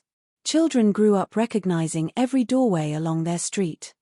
Shopkeepers greeted regular customers by name. Elderly neighbors watched from upstairs windows, quietly observing the rhythm of daily life. News traveled quickly, whether it was an engagement, a new baby, or an unexpected illness. Privacy existed. Complete anonymity did not. Patricia belonged to that world. Like many young women of her generation, adulthood arrived carrying responsibilities rather than endless possibilities. Financial independence required steady work. Personal happiness often had to fit around practical obligations. There were bills to pay, family expectations to meet, and the constant awareness that life rarely unfolded exactly as planned. Yet ordinary routines have their own quiet beauty. Morning tea before work. Conversations shared during bus rides. Window shopping with friends despite having little money to spend. Letters exchanged with relatives. Evenings filled with radio music drifting through modest living rooms. None of those moments seemed remarkable at the time. Only afterward do they become precious. Those who knew Patricia remembered a woman trying to build an ordinary life in an ordinary city. There were no headlines attached to her name. No one imagined strangers would one day examine photographs of her face, searching not for memories but for clues. She was simply living. That distinction matters. True crime often begins where a person's life ends. Real life begins long before that. In the years before tragedy entered her story, Glasgow itself was changing. Younger generations embraced new fashions arriving from London and beyond. Skirts grew shorter. Hairstyles became bolder. Popular music evolved rapidly, filling dance halls with excitement that older generations sometimes viewed with suspicion. The city balanced tradition and modernity uneasily, never fully abandoning one for the other. Young women found themselves navigating those expectations every day. They were encouraged to be independent, but not too independent. Sociable, but respectable. Modern, but modest. Confident, but careful. Every decision invited judgment from someone. A night spent dancing might represent freedom to one person and irresponsibility to another. That tension formed the backdrop against which Patricia lived. It also helps explain why dance halls held such significance. For a few hours each weekend, ordinary people escaped invisible rules governing the rest of their lives. Inside those brightly lit rooms, music replaced routine. Conversations began naturally. Strangers became dance partners. Laughter required no explanation. The future felt larger than the factory gates waiting on Monday morning. Patricia understood that feeling. Whether spending time with friends or simply enjoying an evening away from everyday pressures, she was participating in a social tradition shared by thousands across the city. There was nothing extraordinary about attending a dance. Nothing reckless. Nothing unusual. If anything, choosing to remain isolated at home every weekend would have seemed far stranger. It is tempting, knowing what history already knows, to search backward for warning signs. Perhaps she should not have gone out. Perhaps she should have left earlier. Perhaps she should have refused a conversation with a stranger. Such thoughts are understandable. They are also profoundly unfair. They ask victims to possess knowledge available only after tragedy has already occurred. Patricia made decisions that countless others made every single weekend. Most returned home safely. That is the reality often forgotten when discussing crimes committed by strangers. The overwhelming majority of ordinary evenings end exactly as expected. Unfortunately, one ordinary evening did not. As February settled over Glasgow, winter still clung stubbornly to the city. The cold possessed a damp quality unique to Western Scotland, seeping through coats and scarves rather than simply brushing against them. Rain appeared without warning, leaving pavements slick beneath orange streetlights. Breath lingered visibly in the evening air. People hurried between buses, shops, and cafes with shoulders slightly raised against the weather. Life continued despite the cold. Factories remained busy. Schools remained open. Dance halls remained crowded. The city had learned long ago that waiting for perfect weather meant waiting forever. Somewhere within that familiar routine, Patricia approached another weekend that appeared no different from dozens before it. She could not know investigators would later reconstruct those final hours with painstaking attention. What time she left. What she wore. Where she traveled. Who may have spoken to her. Every ordinary decision would eventually acquire extraordinary significance. That transformation from everyday life into criminal evidence happens with heartbreaking speed. One moment a handbag is simply a handbag. The next, investigators are searching desperately to find it. One moment a passing conversation means nothing. The next, detectives spend years trying to identify the stranger involved. Objects do not change. Context changes everything. Imagine Glasgow on the evening before Patricia disappeared. Streetlights reflected across damp roads. Buses carried passengers home after long shifts. Children completed homework beneath warm lamps while parents prepared modest evening meals. Somewhere, a radio presenter introduced the latest songs climbing British charts. Someone laughed inside a crowded pub. Someone argued over football. Someone proposed marriage. Someone welcomed a newborn child.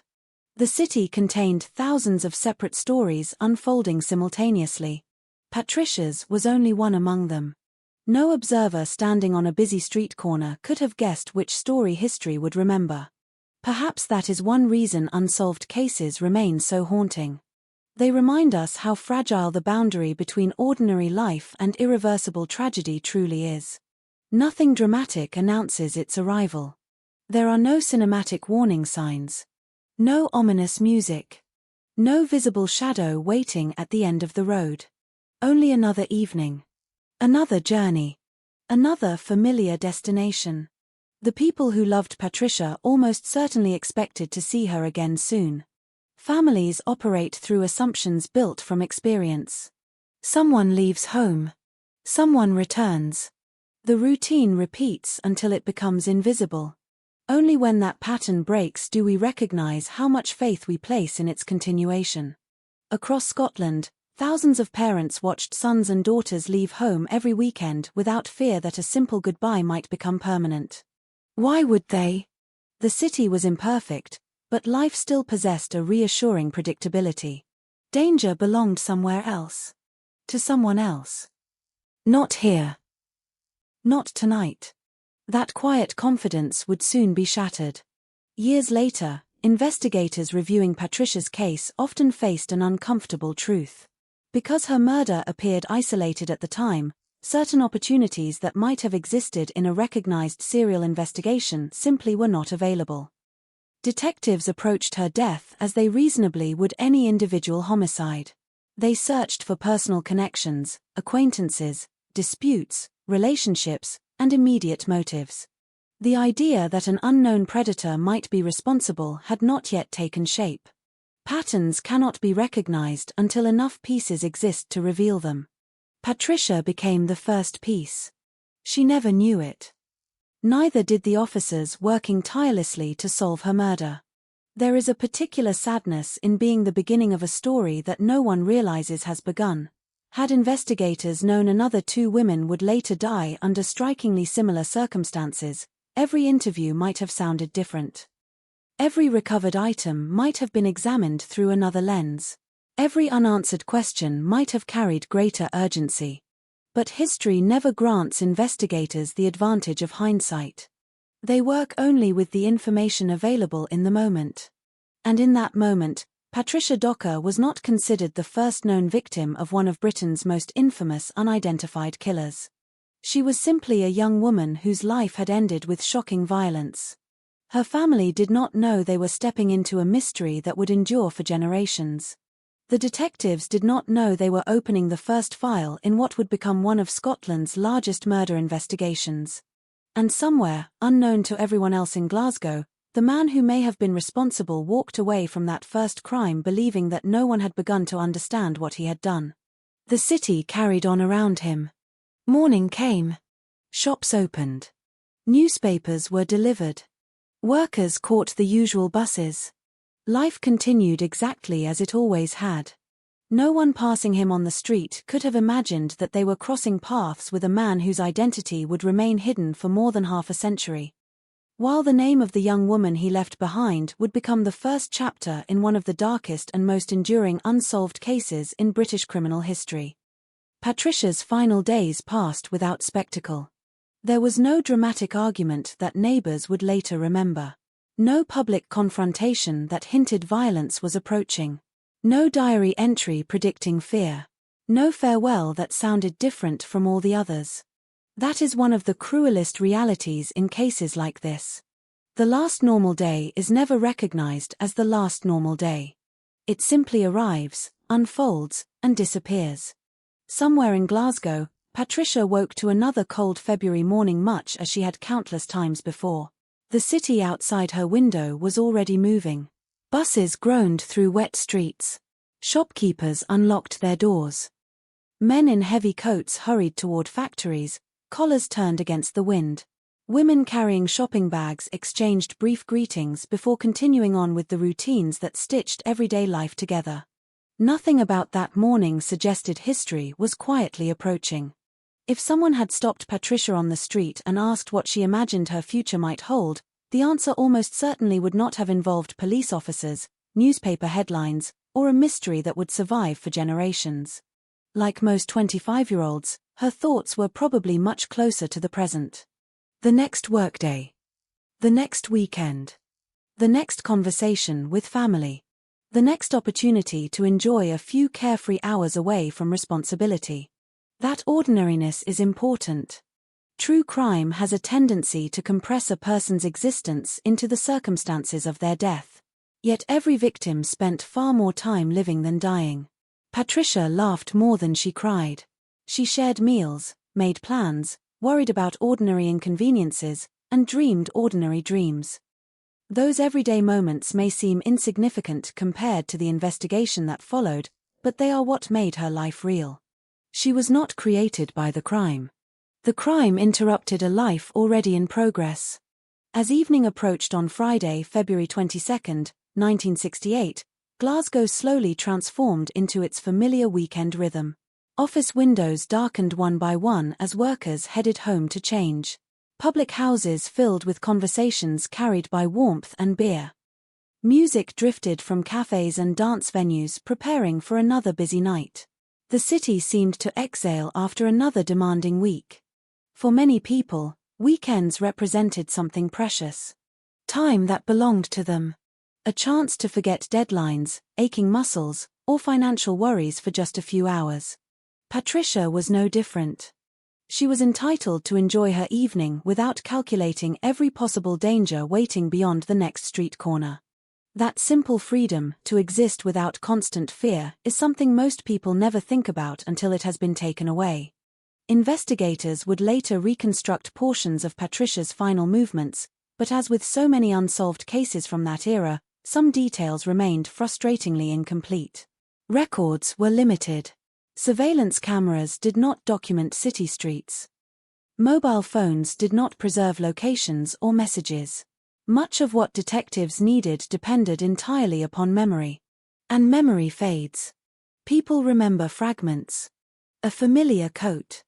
A brief smile. Someone walking toward a bus stop. A conversation overheard but not fully understood. Days become weeks. Weeks become months. Small certainties dissolve into possibility. That absence of certainty would haunt this investigation from the very beginning. What remains clear is that Patricia spent part of that evening in an environment where meeting new people was neither unusual nor alarming. Dance halls encouraged conversation. Introductions happened naturally. A shared song could lead to an hour of easy discussion before both people returned to their separate lives. Most encounters ended exactly there. A pleasant conversation. A polite goodbye. Nothing more. The man who would later become known as Bible John appears to have understood that social landscape instinctively. He did not need elaborate deception. He needed only to appear like everyone else. A respectable stranger. Someone capable of making another person feel entirely at ease. There is a profound difference between forcing trust and earning it. The second leaves almost no visible trace. We often imagine manipulation as something dramatic, but in reality it can be astonishingly subtle. A warm smile offered at the right moment. A respectful tone of voice. A willingness to listen instead of dominate the conversation. Shared opinions. Familiar references. Small gestures that gradually persuade another person there is nothing to fear. Whether Patricia consciously trusted the man she may have encountered is something history cannot answer. What history does suggest is that she had no reason to believe she was in danger. That distinction deserves to be remembered. Victims are sometimes judged by choices that seemed perfectly reasonable before anyone knew a crime had occurred. Looking backward, every decision appears loaded with consequence. Looking forward, from Patricia's perspective, it was simply another evening in a city where thousands of similar evenings ended safely. Hours passed. Music played. People danced. Taxis collected passengers beneath glowing streetlights. Friends promised to meet again the following weekend. The city continued celebrating, unaware that somewhere beyond the lights, another story was unfolding in silence. There is a haunting quality to the spaces between confirmed facts. Investigators know where certainty ends, but imagination quickly rushes to fill the emptiness beyond. We do not know every word Patricia spoke during those final hours. We do not know every face she saw. We do not know precisely what crossed her mind as the evening drew to a close. What we do know is enough. At some point, her ordinary night stopped being ordinary. At some point, she encountered someone whose intentions were hidden behind the appearance of normality. At some point, a routine journey home transformed into something unimaginably different. Exactly when that transformation occurred remains one of the unanswered questions woven into the larger mystery. It is tempting to picture evil as explosive, immediate, unmistakable. Many real crimes unfold differently. There is often no sudden revelation. only a gradual shift. A conversation becomes uncomfortable. A familiar route becomes unfamiliar. A sense of confidence gives way to uncertainty. By the time danger finally reveals itself, escape may already be impossible. Those invisible transitions are rarely documented. They survive only in speculation. And responsible storytelling demands acknowledging the difference between evidence and assumption. As dawn approached the following morning, Glasgow awakened once again to routines that seemed no different from the day before. Bakers prepared fresh loaves before sunrise.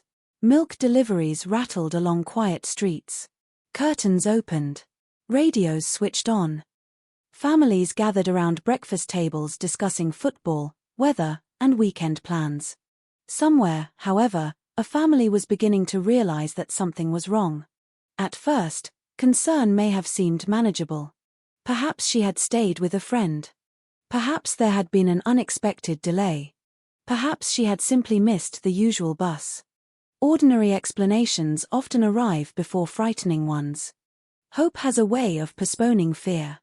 But as hours pass, hope begins to change shape. Telephone calls become more urgent. Questions become more specific. The silence grows heavier. Anyone who has waited for a loved one who never arrived understands that peculiar transformation. Time itself begins to feel different. Minutes stretch. Every knock at the door commands immediate attention. Every ringing telephone produces equal measures of hope and dread. For Patricia's family, uncertainty arrived long before confirmation. And uncertainty has its own kind of cruelty. Unlike grief, it offers no clear beginning. Only growing unease. Little did they know that investigators would eventually revisit Patricia's life again and again, not because they believed she held the answer to her own murder, but because her case would later become the foundation upon which an entirely different theory was built. At the time, there was no famous nickname. No recognized pattern. No widespread fear of an unidentified serial predator moving quietly through Glasgow. There was only a young woman who had failed to come home. Only detectives beginning an investigation they believed might end like so many others, with an identified suspect, a clear motive, and justice delivered through the courts. Instead, Patricia's case became something else entirely. It became the opening movement of a mystery that would outlive many of the officers assigned to solve it. Decades would pass. Scientific methods would evolve. Old evidence would be examined with new technology. Names would emerge, attract attention, and fade again. Books would be written. Documentaries would revisit faded photographs. Entire generations of investigators would inherit questions first asked in 1968. Yet through all those years, one truth never changed. Before she became the first known victim linked to one of Britain's most infamous unsolved murder cases, Patricia Docker was simply a young woman living an ordinary life in Glasgow, believing, as everyone should be able to believe, that when an evening came to an end, home would still be waiting for her. That quiet expectation, shared by millions of people every day, was the one promise that history failed to keep, and with its loss, a mystery was born that would cast its shadow far beyond a single winter night. The night Patricia Docker disappeared did not begin like the opening scene of a tragedy. There was no warning written across the sky. No moment when the world seemed to pause and announce that something terrible was approaching. For everyone else in Glasgow, it was simply another winter evening. Another night of people finishing work, meeting friends, making plans, and moving through familiar streets beneath the cold glow of city lights. That is what makes these moments so difficult to understand. A tragedy does not always arrive with a sound. Sometimes it enters quietly. Sometimes it hides inside an ordinary decision. A person leaves home believing they will return in a few hours. A family says goodbye without realizing it is the last goodbye. A door closes. A street becomes empty. And somewhere in the space between leaving and returning, everything changes. For Patricia Docker, February 23, 1968, was supposed to be another ordinary chapter in her life. She was 25 years old. Still young enough to have years of possibilities ahead of her. Still old enough to understand the responsibilities and uncertainties that came with adulthood. Like many people living in Glasgow during that period, her life was built around familiar routines. The same streets. The same faces. The same small moments that rarely seem important until they become memories. That evening, she stepped into a city that she knew. A city that millions of people trusted every day. A city where strangers passed each other without fear.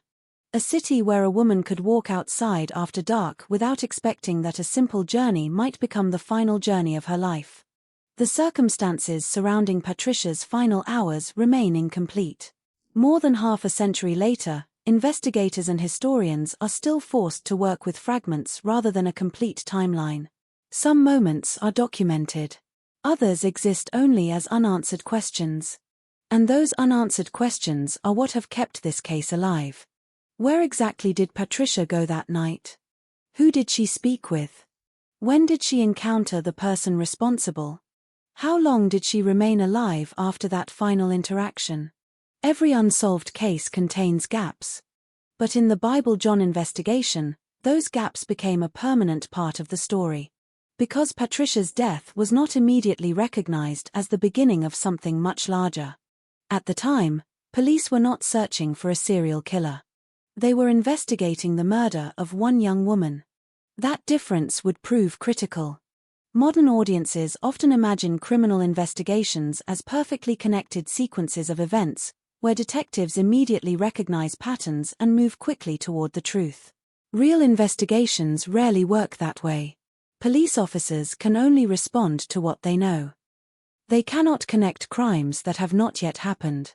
They cannot see patterns before enough evidence exists to reveal them.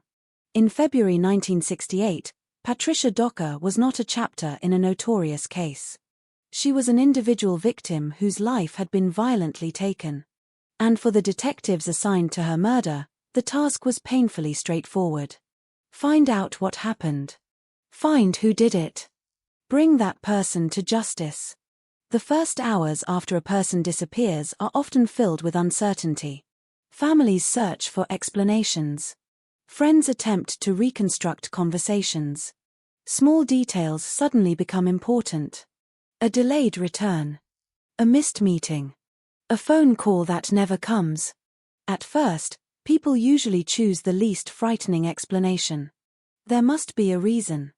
There must be an innocent explanation. There must be something that explains the silence. Fear often arrives slowly because accepting the worst possibility feels impossible. But eventually, reality forces itself forward. Patricia was missing. And then she was found. Her body was discovered in Glasgow, left in an open area away from the comfort and safety of ordinary life.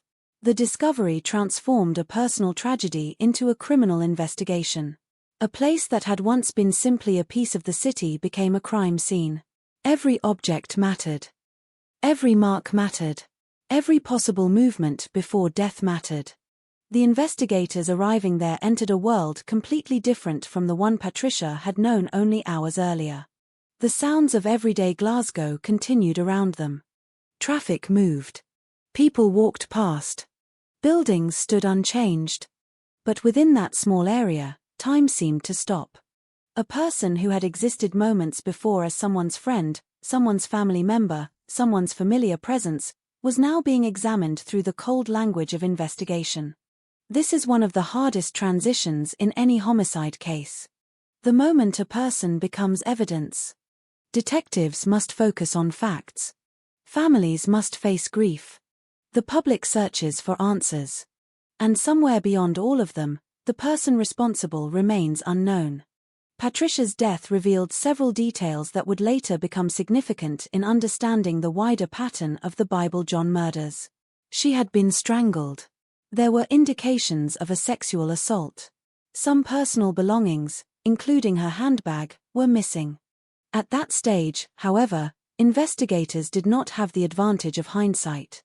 They did not know another woman would later be killed under similar circumstances. They did not know that certain details from Patricia's case would eventually be compared against other murders. They did not know they were looking at the first known piece of a much larger puzzle. The investigation began the way thousands of homicide investigations begin, with questions. Who was the last person to see Patricia alive? Did she know her attacker? Was the crime personal? Was it planned? Was the killer someone from her own circle? Or was she targeted by a stranger? Each possibility carried different implications. A known attacker suggested a relationship. A stranger suggested randomness. A random crime suggested a different kind of danger, one that could exist anywhere, affecting anyone. At this point, there was no reason for the public to imagine the answer would eventually lead to one of Scotland's most infamous unsolved mysteries. There was no reason to believe a man was moving through Glasgow's nightlife searching for victims. There was no reason to believe Patricia's name would one day be spoken alongside two other women whose lives would end in a similar way. She was simply Patricia, a 25-year-old woman whose future had been stolen. The violence of her death created questions, but it did not yet create a pattern. Patterns require repetition. They require time. And unfortunately, time would provide exactly that. As detectives worked through the early stages of the investigation, Glasgow continued moving forward. The city did what cities always do after tragedy. It absorbed the shock, whispered among itself, and eventually returned to routine. People still went to work. Couples still danced. Friends still met in the same places. The lights of entertainment venues still shone into the night. Life continued. But somewhere beneath that normality, something had changed. A boundary had been crossed. A woman had been attacked by someone who had entered her world unnoticed. The question was not only who had killed Patricia Docker. The question was whether he would do it again. No one could answer that yet. No one knew that the first investigation into the murder of Patricia Docker would eventually become connected to a name that would haunt Scotland for generations. No one knew that a future suspect description would include details of a man who appeared polite, religious, and ordinary. No one knew that a conversation inside a taxi more than a year later would provide the first detailed glimpse of the person police believed they were hunting. For now, there was only a grieving family, a determined investigation, and a killer who, if the later theory was correct, had already learned something terrifying. He could take a life and walk away. The streets of Glasgow did not know his name. The newspapers did not know his name. The police did not know his name. But somewhere in the city, hidden among thousands of ordinary people, the person responsible for Patricia Docker's death had begun a story that would become one of the longest unsolved mysteries in Scottish criminal history. And the most frightening part was not only what he had done. It was that, after the violence ended, he disappeared back into the same world where he had found her. A world of crowded streets. A world of familiar faces.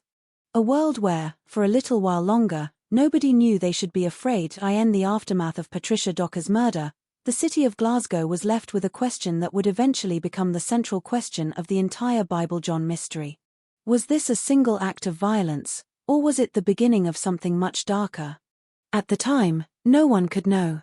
The idea that one person could be responsible for multiple murders often seems obvious only after the pattern has already emerged.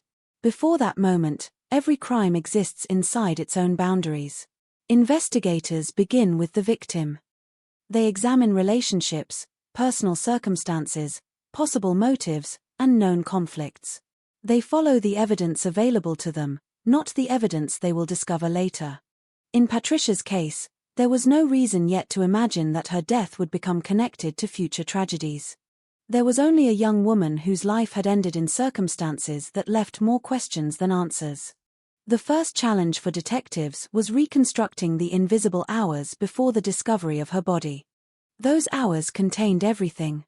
A person she spoke with. A street she walked along. A decision she made. A stranger who may have crossed her path. But those moments were gone. All investigators had were the traces left behind. Crime scenes are often described as places where answers can be found, but they are equally places filled with absence. The missing conversation. The missing witness. The missing object. The missing piece that explains how one event led to another. Detectives search through what remains. They try to understand what is no longer there. In 1968, Forensic technology was far more limited than it is today. There were no massive DNA databases capable of linking evidence across decades.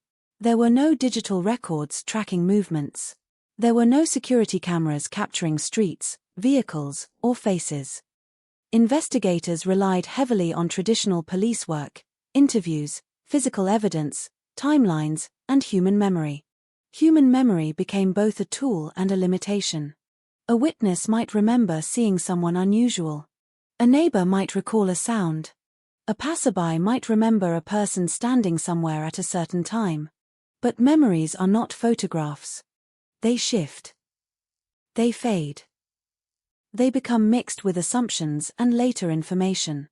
That meant detectives had to separate what people truly remembered from what they believed they remembered. The investigation into Patricia's death moved through the familiar stages of a homicide inquiry.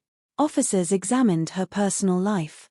They considered whether someone close to her could have had a reason to harm her. They looked into her movements and searched for anyone who might have seen her before she disappeared. Every possibility had to be considered. Every lead had to be followed. Because behind every unanswered question was the same urgent reality. Someone had killed Patricia. And that person was still free.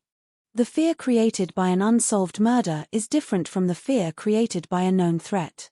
When a criminal is caught, danger becomes contained. There is a name. There is a face. There is a sense that the world has been restored to order. When a killer remains unknown, uncertainty spreads. Anyone could become the person investigators are searching for. Anyone could know something. Anyone could be hiding something. That uncertainty would later become a defining feature of the Bible John case. But in the months after Patricia's death, the city had not yet reached that point. The investigation existed quietly. The public was aware of the crime, but the full significance had not yet emerged. There was no nickname. No famous police sketch. No national obsession. Only a file sitting among many others. And then time moved forward. For more than a year, Patricia's murder remained unresolved. The city continued changing. The decade continued moving. The world outside Glasgow entered a period of cultural transformation. Music evolved. Social attitudes shifted. Traditional values were challenged by new ideas about relationships, independence, and personal freedom. But beneath those changes, some things remained constant. People still looked for companionship. They still gathered in familiar places. They still trusted strangers when there was no reason not to. And one of those places remained the Barrowland Ballroom. The ballroom continued operating as it always had. Lights. Music. Crowds. Dancing. Laughter. A place where people arrived hoping for a good night. No one entering those doors knew that the building would later become permanently connected to fear. No one knew investigators would eventually study its layout, its visitors, and its role in the movements of an unidentified killer. No one knew that the same environment that brought people together would become the place where police believed a predator searched for victims. The second murder changed everything. When Jemima MacDonald was found dead in August 1969, investigators noticed similarities that could not easily be ignored. Another woman. Another Glasgow location. Another strangulation. Another connection to a night spent socializing. Suddenly, Patricia Docker's case looked different. A possibility emerged. A terrifying possibility. What if Patricia had not been the victim of a random attack? What if her killer had done this before? And what if he had done it again? The past was suddenly forced to speak. Details that once seemed isolated were pulled from old reports and examined with new urgency. Investigators revisited evidence. They compared circumstances. They searched for similarities. The first victim in a series is often the hardest to understand because there is no pattern yet. A pattern only becomes visible after someone else suffers. That is one of the most painful truths in criminal investigations. Sometimes the answer to an earlier crime appears only because another crime occurs. For Patricia's family, that realization carried a unique kind of pain. The possibility that her death was not an isolated tragedy meant that somewhere, someone had not only taken Patricia's life but may have continued living freely afterward. The person responsible had not disappeared into the past. He had carried on. He had walked through the same streets. He had seen the same newspapers. He had watched the world continue. And he remained unidentified. The investigation into the later murders would eventually place Patricia's name alongside two other women, Jemima MacDonald and Helen Puttock. 3 lives. 3 families. 3 stories forever connected by a man whose identity remains unknown. But before those connections became clear, Patricia existed alone within the investigation. She was the beginning. The first known chapter. The first indication that something far more disturbing might be unfolding beneath the surface of ordinary Glasgow life. Years later, people would debate many aspects of the case. They would question suspects. They would analyze evidence. They would argue over theories. But one fact remained impossible to change. Before there was a mysterious figure called Bible John, there was Patricia Docker. Before the police searched for a serial killer, they searched for justice for one woman. Before the city feared a name, a family mourned a daughter. The investigation would eventually expand beyond anything anyone in 1968 could have imagined. Thousands of interviews would be conducted. Countless theories would emerge. Modern forensic science would revisit old evidence. Yet despite all those efforts, the most important answer remained missing. Who was the person who ended Patricia Docker's life? That question has followed the case for decades. It remains unanswered. And perhaps the most unsettling part is imagining the moment after the crime.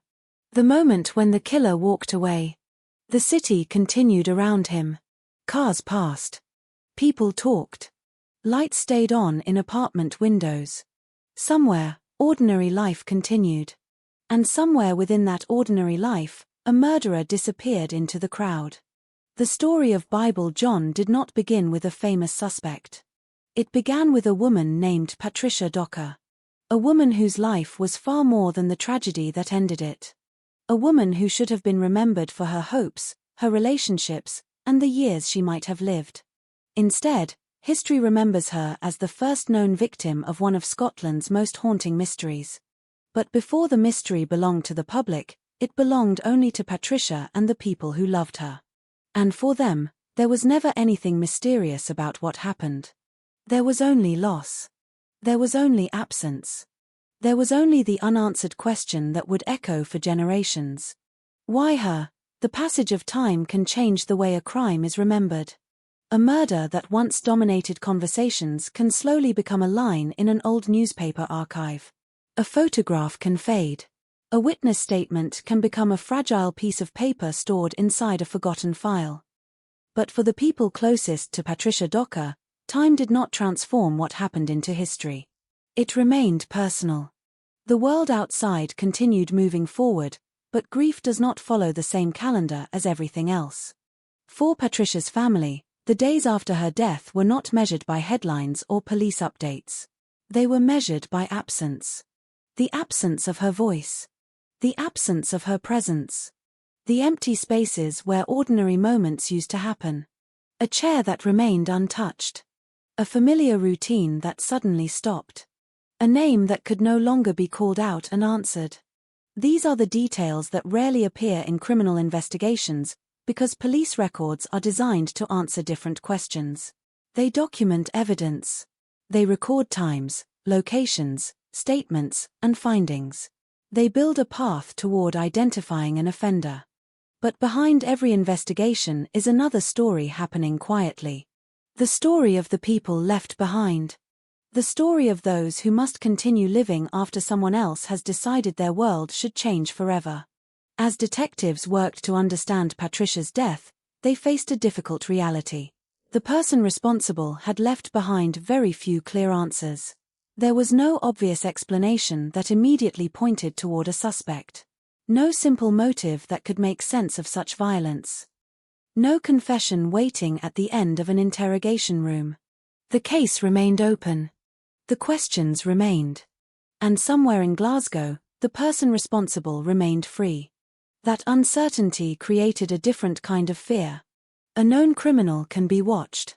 An unknown criminal exists everywhere and nowhere at the same time. People begin looking differently at familiar places. A quiet street feels less quiet. A stranger's kindness becomes harder to interpret. A simple conversation carries new possibilities. The ordinary world becomes slightly unfamiliar. That shift is often one of the lasting consequences of an unsolved crime. The physical damage may happen in one location, at one moment, to one person. But the emotional impact spreads much further. The entire community begins carrying a small piece of the fear. However, in the months following Patricia's murder, Glasgow had no way of knowing what was still to come. There was no reason for the public to believe a killer was creating a pattern. There was no reason to connect Patricia's death with future events that had not yet happened. The possibility of a serial offender remained hidden. And that is what makes the beginning of cases like this so difficult to examine. The first victim does not know they are the first. The investigators do not know they are at the beginning. The city does not know it is entering a darker chapter. Everyone is moving forward with incomplete information. Only the person responsible knows the full picture. If the later theory about Bible John is correct, then the killer left Patricia's case behind with a dangerous confidence. He had entered a world of ordinary people, committed an extraordinary act of violence, and managed to return to anonymity. That anonymity would become the defining feature of the case. The man who would later be described by witnesses as intelligent, controlled, and strangely moral had no public identity at that time. He was not yet the figure discussed in newspapers. He was not yet represented by a police sketch. He was simply another unknown person among thousands. And that may have been exactly what allowed him to survive. Most people are not trained to recognize deception. They are not detectives. They are not psychologists. They do not analyze every stranger's behavior looking for hidden motives. They simply live. They trust. They interact. That trust is what makes society function. It is also what makes certain crimes so deeply disturbing. Because the offender does not always break into a person's life. Sometimes they are invited in. The connection between Patricia Docker's murder and the later Bible John crimes would not become clear until after more tragedy occurred. But looking back, investigators would identify similarities that suggested a disturbing possibility. A woman. A night connected to social activity. A killer who appeared able to move comfortably among strangers. A method of attack that suggested personal violence rather than a random street encounter. These details formed pieces of a puzzle that no one knew existed. And puzzles are dangerous because a single missing piece can prevent the entire picture from appearing. For more than a year after Patricia's death, that picture remained incomplete. Then came another woman. Another investigation. Another family waiting for answers. When Jemima MacDonald was murdered in 1969, the similarities forced police to reconsider what they thought they knew. The possibility that Patricia's killer had not acted alone in one isolated moment became impossible to ignore. The first case became something else. Not just an unsolved murder. A warning. A beginning. The tragedy of Patricia Docker was that she became part of a pattern only after the pattern revealed itself through someone else's suffering. Her death was examined differently because another woman later experienced a similar fate. That is one of the most painful aspects of serial crime investigations. The recognition of a pattern often comes too late to protect the people who became part of it. The information arrives after the damage has already been done. By the time investigators began asking whether Patricia's killer was still active, the question had already become urgent. Who was he? Where was he? Would he strike again? The answers would not come easily. The years ahead would bring thousands of interviews, endless speculation, and countless attempts to uncover the identity of the man known only as Bible John. But before all of that, before the theories and the suspects and the forensic examinations, there was a single crime that began everything. The murder of Patricia Docker. Her name became attached to a mystery, but she was never a mystery herself. The mystery belonged to the person who took her life. Patricia's life had its own story before the headlines arrived. She had her own memories, her own relationships, her own hopes. The tragedy is that the world learned her name only because of the worst moment of her existence. More than 50 years later, the questions surrounding her death remain unanswered. But the most important truth about Patricia does not depend on solving the case. It is this. Before she became known as the first victim connected to Bible John, she was simply a young woman from Glasgow living an ordinary life. A woman who went out one evening expecting to return. A woman whose future was stolen. A woman whose story became the beginning of a search for justice that continues long after the streets where it began have changed. And somewhere in those streets, hidden behind the passage of time, remains the question that first haunted investigators in 1968. Who was the person who walked away from Patricia Docker and carried the secret of what happened that night for the rest of his life? The discovery of Patricia Docker's body transformed a missing person case into something far more serious. Before that moment, there was still room for hope. Hope that she had gone somewhere unexpected. Hope that there was an explanation. Hope that a phone call would come, a door would open, and Patricia would return to the life she had left behind. But when investigators found her body, hope was replaced by certainty. And certainty, in a murder investigation, can be devastating. Because once a person is found dead, the questions change. The family is no longer asking, "Where is she?" They are forced to ask, "Who did this?"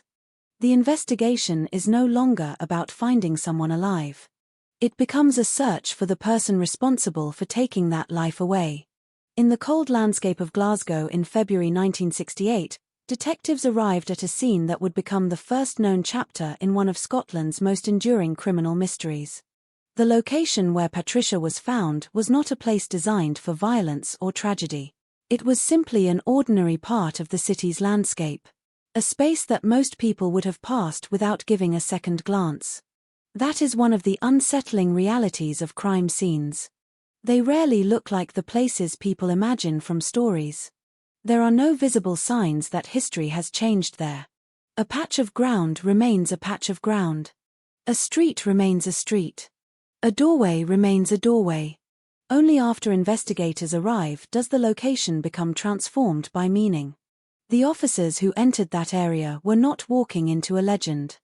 They were walking into a homicide. Their first responsibility was not to understand the entire story. It was to preserve what remained. Every detail mattered. Every object. Every mark. Every possible clue that could reveal what happened before Patricia's death. At this stage of an investigation, detectives are often working backward through time. The victim is found at the end of the story. Their job is to reconstruct the beginning. Where did she start her evening? Who did she encounter? What route did she take? What moment changed everything? The answers were hidden somewhere between Patricia's last known movements and the place where she was discovered. But finding those answers would prove extremely difficult. The crime scene itself offered limited certainty. There was evidence that Patricia had been attacked. She had been strangled. There were indications that the assault was sexual in nature.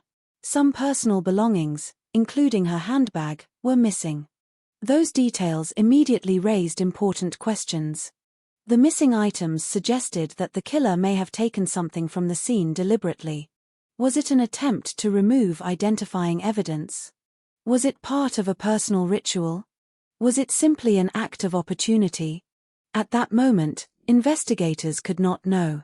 A single piece of evidence can carry many possible meanings. The challenge is discovering which interpretation is correct. Detectives had to consider every possibility. They could not assume the motive. They could not assume the relationship between victim and attacker. They could not assume whether Patricia knew the person responsible or whether she had encountered a stranger. Every theory had to remain open. That uncertainty is one of the most demanding parts of homicide investigation. The public often expects investigators to follow a clear path from crime scene to suspect. In reality, early investigations are often surrounded by competing possibilities. Officers must examine hundreds of details, knowing that most will lead nowhere. The smallest detail may be meaningless. Or it may be the detail that solves everything. The difficulty is that no one knows which is which. In Patricia's case, one of the greatest challenges was that there was no obvious suspect. There was no immediate person who could be identified as having a reason to harm her. No individual who naturally stood out. No confession. No witness who could provide the complete story. Instead, investigators faced a blank space where the identity of the killer should have been. That blank space would remain for decades. At the time, however, police did what investigators have always done. They started with Patricia herself. They examined her life, her relationships, her routines, the people who knew her, the places she visited. The possibility of a personal connection had to be explored because, statistically, many victims know the person who harms them. A former partner. An acquaintance. Someone with a personal grievance. Someone who had been close enough to know their habits. But Patricia's murder contained elements that complicated that assumption.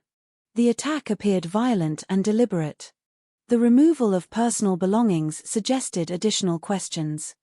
And the lack of an obvious motive created uncertainty. A stranger could be responsible. That possibility carried a different kind of fear. Because a personal conflict has boundaries.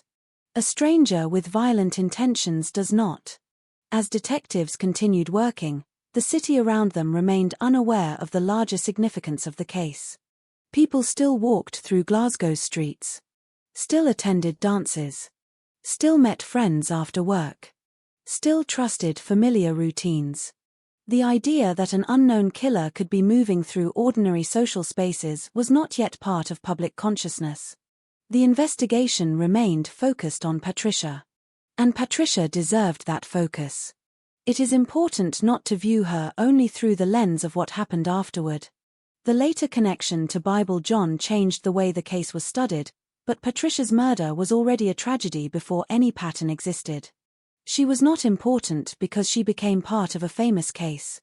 She was important because she was a person whose life mattered. The investigators searching for answers were not simply solving a puzzle. They were attempting to restore a sense of justice to a family that had lost someone they loved. Every interview represented a possibility. Every unanswered question represented another barrier. Every passing day without an arrest meant the person responsible remained somewhere beyond reach. The pressure was enormous. Yet the investigation faced another obstacle that would become familiar throughout the Bible John case. Time. Time changes everything. Witnesses forget details. People move away. Records disappear. Memories become less precise. A case that is difficult in the first week can become nearly impossible years later. In 1968, investigators did not know they were racing against a future they could not see. They did not know Patricia's murder would eventually be compared with 2 later killings. They did not know the evidence they collected would one day be re-examined using technology that did not yet exist. They did not know the name Bible John would eventually become associated with her death. They were simply trying to answer the most immediate question. Who killed Patricia Docker? The investigation moved forward with that single purpose. But while police searched for a killer, something far more frightening may have been happening elsewhere. The person responsible was not waiting for justice. He was not trapped. He was not identified. He was free. And if the later theory was correct, he had learned that he could enter a woman's life, commit an act of unimaginable violence, and disappear without leaving behind the one thing investigators needed most. A name. The discovery of Patricia Docker's body gave police a crime scene. It gave them evidence. It gave them the beginning of an investigation.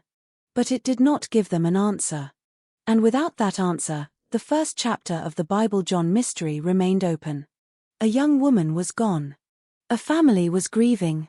A city continued moving. And somewhere in Glasgow, a person who knew exactly what had happened walked among everyone else, carrying a secret that would remain hidden for more than half a century. Every murder investigation begins with a moment when uncertainty becomes reality. For Patricia Docker's family, that moment was the devastating confirmation that she would not be coming home. For detectives, it was the beginning of a search through fragments. A search for meaning hidden inside small details. A search for the person who had transformed an ordinary evening into an irreversible tragedy. The first responsibility of investigators was to understand the crime scene itself. A scene does not simply reveal what happened. It asks questions. Why here? Why this location? Why this method? Why this victim? Each answer can open another path, but each unanswered question creates another obstacle. The circumstances surrounding Patricia's death immediately suggested that this was not a simple act of random violence. The attack had involved personal contact between victim and offender. Strangulation requires physical closeness. Unlike a crime committed from a distance, it places the attacker directly beside the victim, creating a deeply personal and disturbing encounter. For detectives, that raised important questions about the offender. Was this someone Patricia knew? Someone who had gained her trust? Someone who had approached her without causing alarm? Or was this a stranger who had learned how to appear safe long enough to get close? At the beginning of an investigation, every possibility must remain open. The obvious answer is not always the correct one. The person who commits a crime does not always fit the image people expect. That lesson would become one of the central themes of the Bible John case. The man eventually suspected of killing Patricia, Jemima MacDonald, and Helen Puttock was not described by witnesses as aggressive or frightening. Instead, he was remembered as controlled, polite, and socially comfortable. That contrast would make the case especially disturbing. The danger was not obvious. It was hidden behind normal behavior. But in February 1968, investigators did not yet have that context. They were not looking for a man connected to a dance hall. They were not searching for someone who quoted religious passages. They were not building a profile of a serial offender. They were simply trying to identify the person responsible for Patricia's death. The missing handbag and personal belongings became one of many investigative questions. Objects connected to a victim can sometimes provide important information about an offender. They may reveal what the person wanted, what they feared leaving behind, or whether they had a particular reason for taking something away. But objects can also mislead. A missing item may represent careful planning. Or it may simply be the result of a chaotic crime. Without knowing the offender's intentions, detectives had to consider every explanation. The same problem appeared repeatedly throughout the investigation. A clue existed. But its meaning remained uncertain. That is the difficulty of solving crimes from incomplete evidence. The facts are often not enough by themselves. Investigators must understand how each fact fits into a larger story. A handbag left behind could mean one thing. A handbag taken away could mean something else. A witness remembering a face could be crucial. Or the memory could contain small inaccuracies that change the entire direction of the case. Every decision carried consequences. The investigation also faced the limitations of the era. Modern viewers are accustomed to seeing detectives use technology that can reveal hidden connections. Digital records can place people in locations. Cameras capture movements. DNA can identify individuals decades later. In 1968, none of those tools existed in the form investigators have today. Police work depended heavily on people. People who saw something. People who remembered something. People willing to speak. That created both opportunities and difficulties. A single witness could change an investigation. But a missing witness could leave a question unanswered forever. The officers working Patricia's case had to search through her recent history carefully. Who had she spent time with? Who knew where she might be? Had anyone behaved unusually around her? Had anyone entered or left her life recently? These questions are standard in homicide investigations because they begin with the victim's world. The victim is often the map. The victim's relationships, habits, and routines create the first possible routes toward the offender. But Patricia's murder contained a frightening possibility. What if the answer was not inside her personal life? What if the person responsible was someone who had entered her world only briefly? Someone whose entire connection with Patricia lasted minutes rather than months? That possibility would later become central to the theory surrounding Bible John. A stranger who approached women in a social environment. A man who could create familiarity quickly. A person who could move through crowds without appearing suspicious. But again, at this stage, that theory did not yet exist. The investigation had no reason to connect Patricia's death to a future series of murders. That connection would come later. Much later. For now, detectives worked within the boundaries of the evidence before them. And evidence, especially in the early stages of a case, often speaks quietly. It does not announce the answer. It provides fragments. A location. A timeline. A statement. A missing object.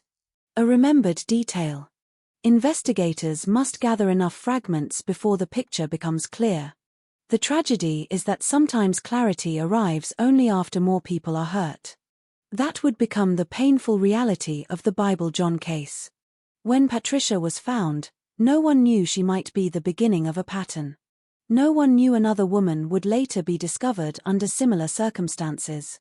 No one knew a third victim would provide the description that would define the investigation. The future was invisible. And because the future was invisible, Patricia's murder had to be treated as its own case. That meant investigators could not search for connections that had not yet revealed themselves. They could not look for a man who had not yet become a suspect.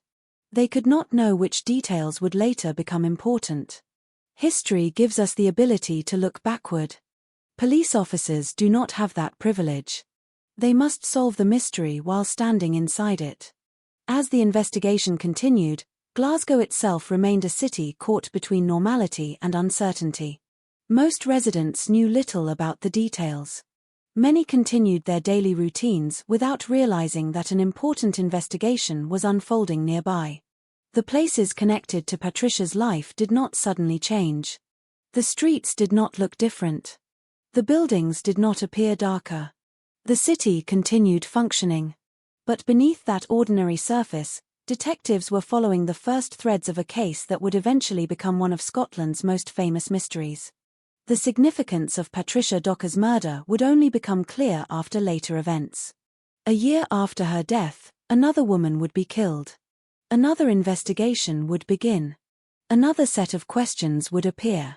And suddenly, detectives would return to Patricia's file with a new perspective.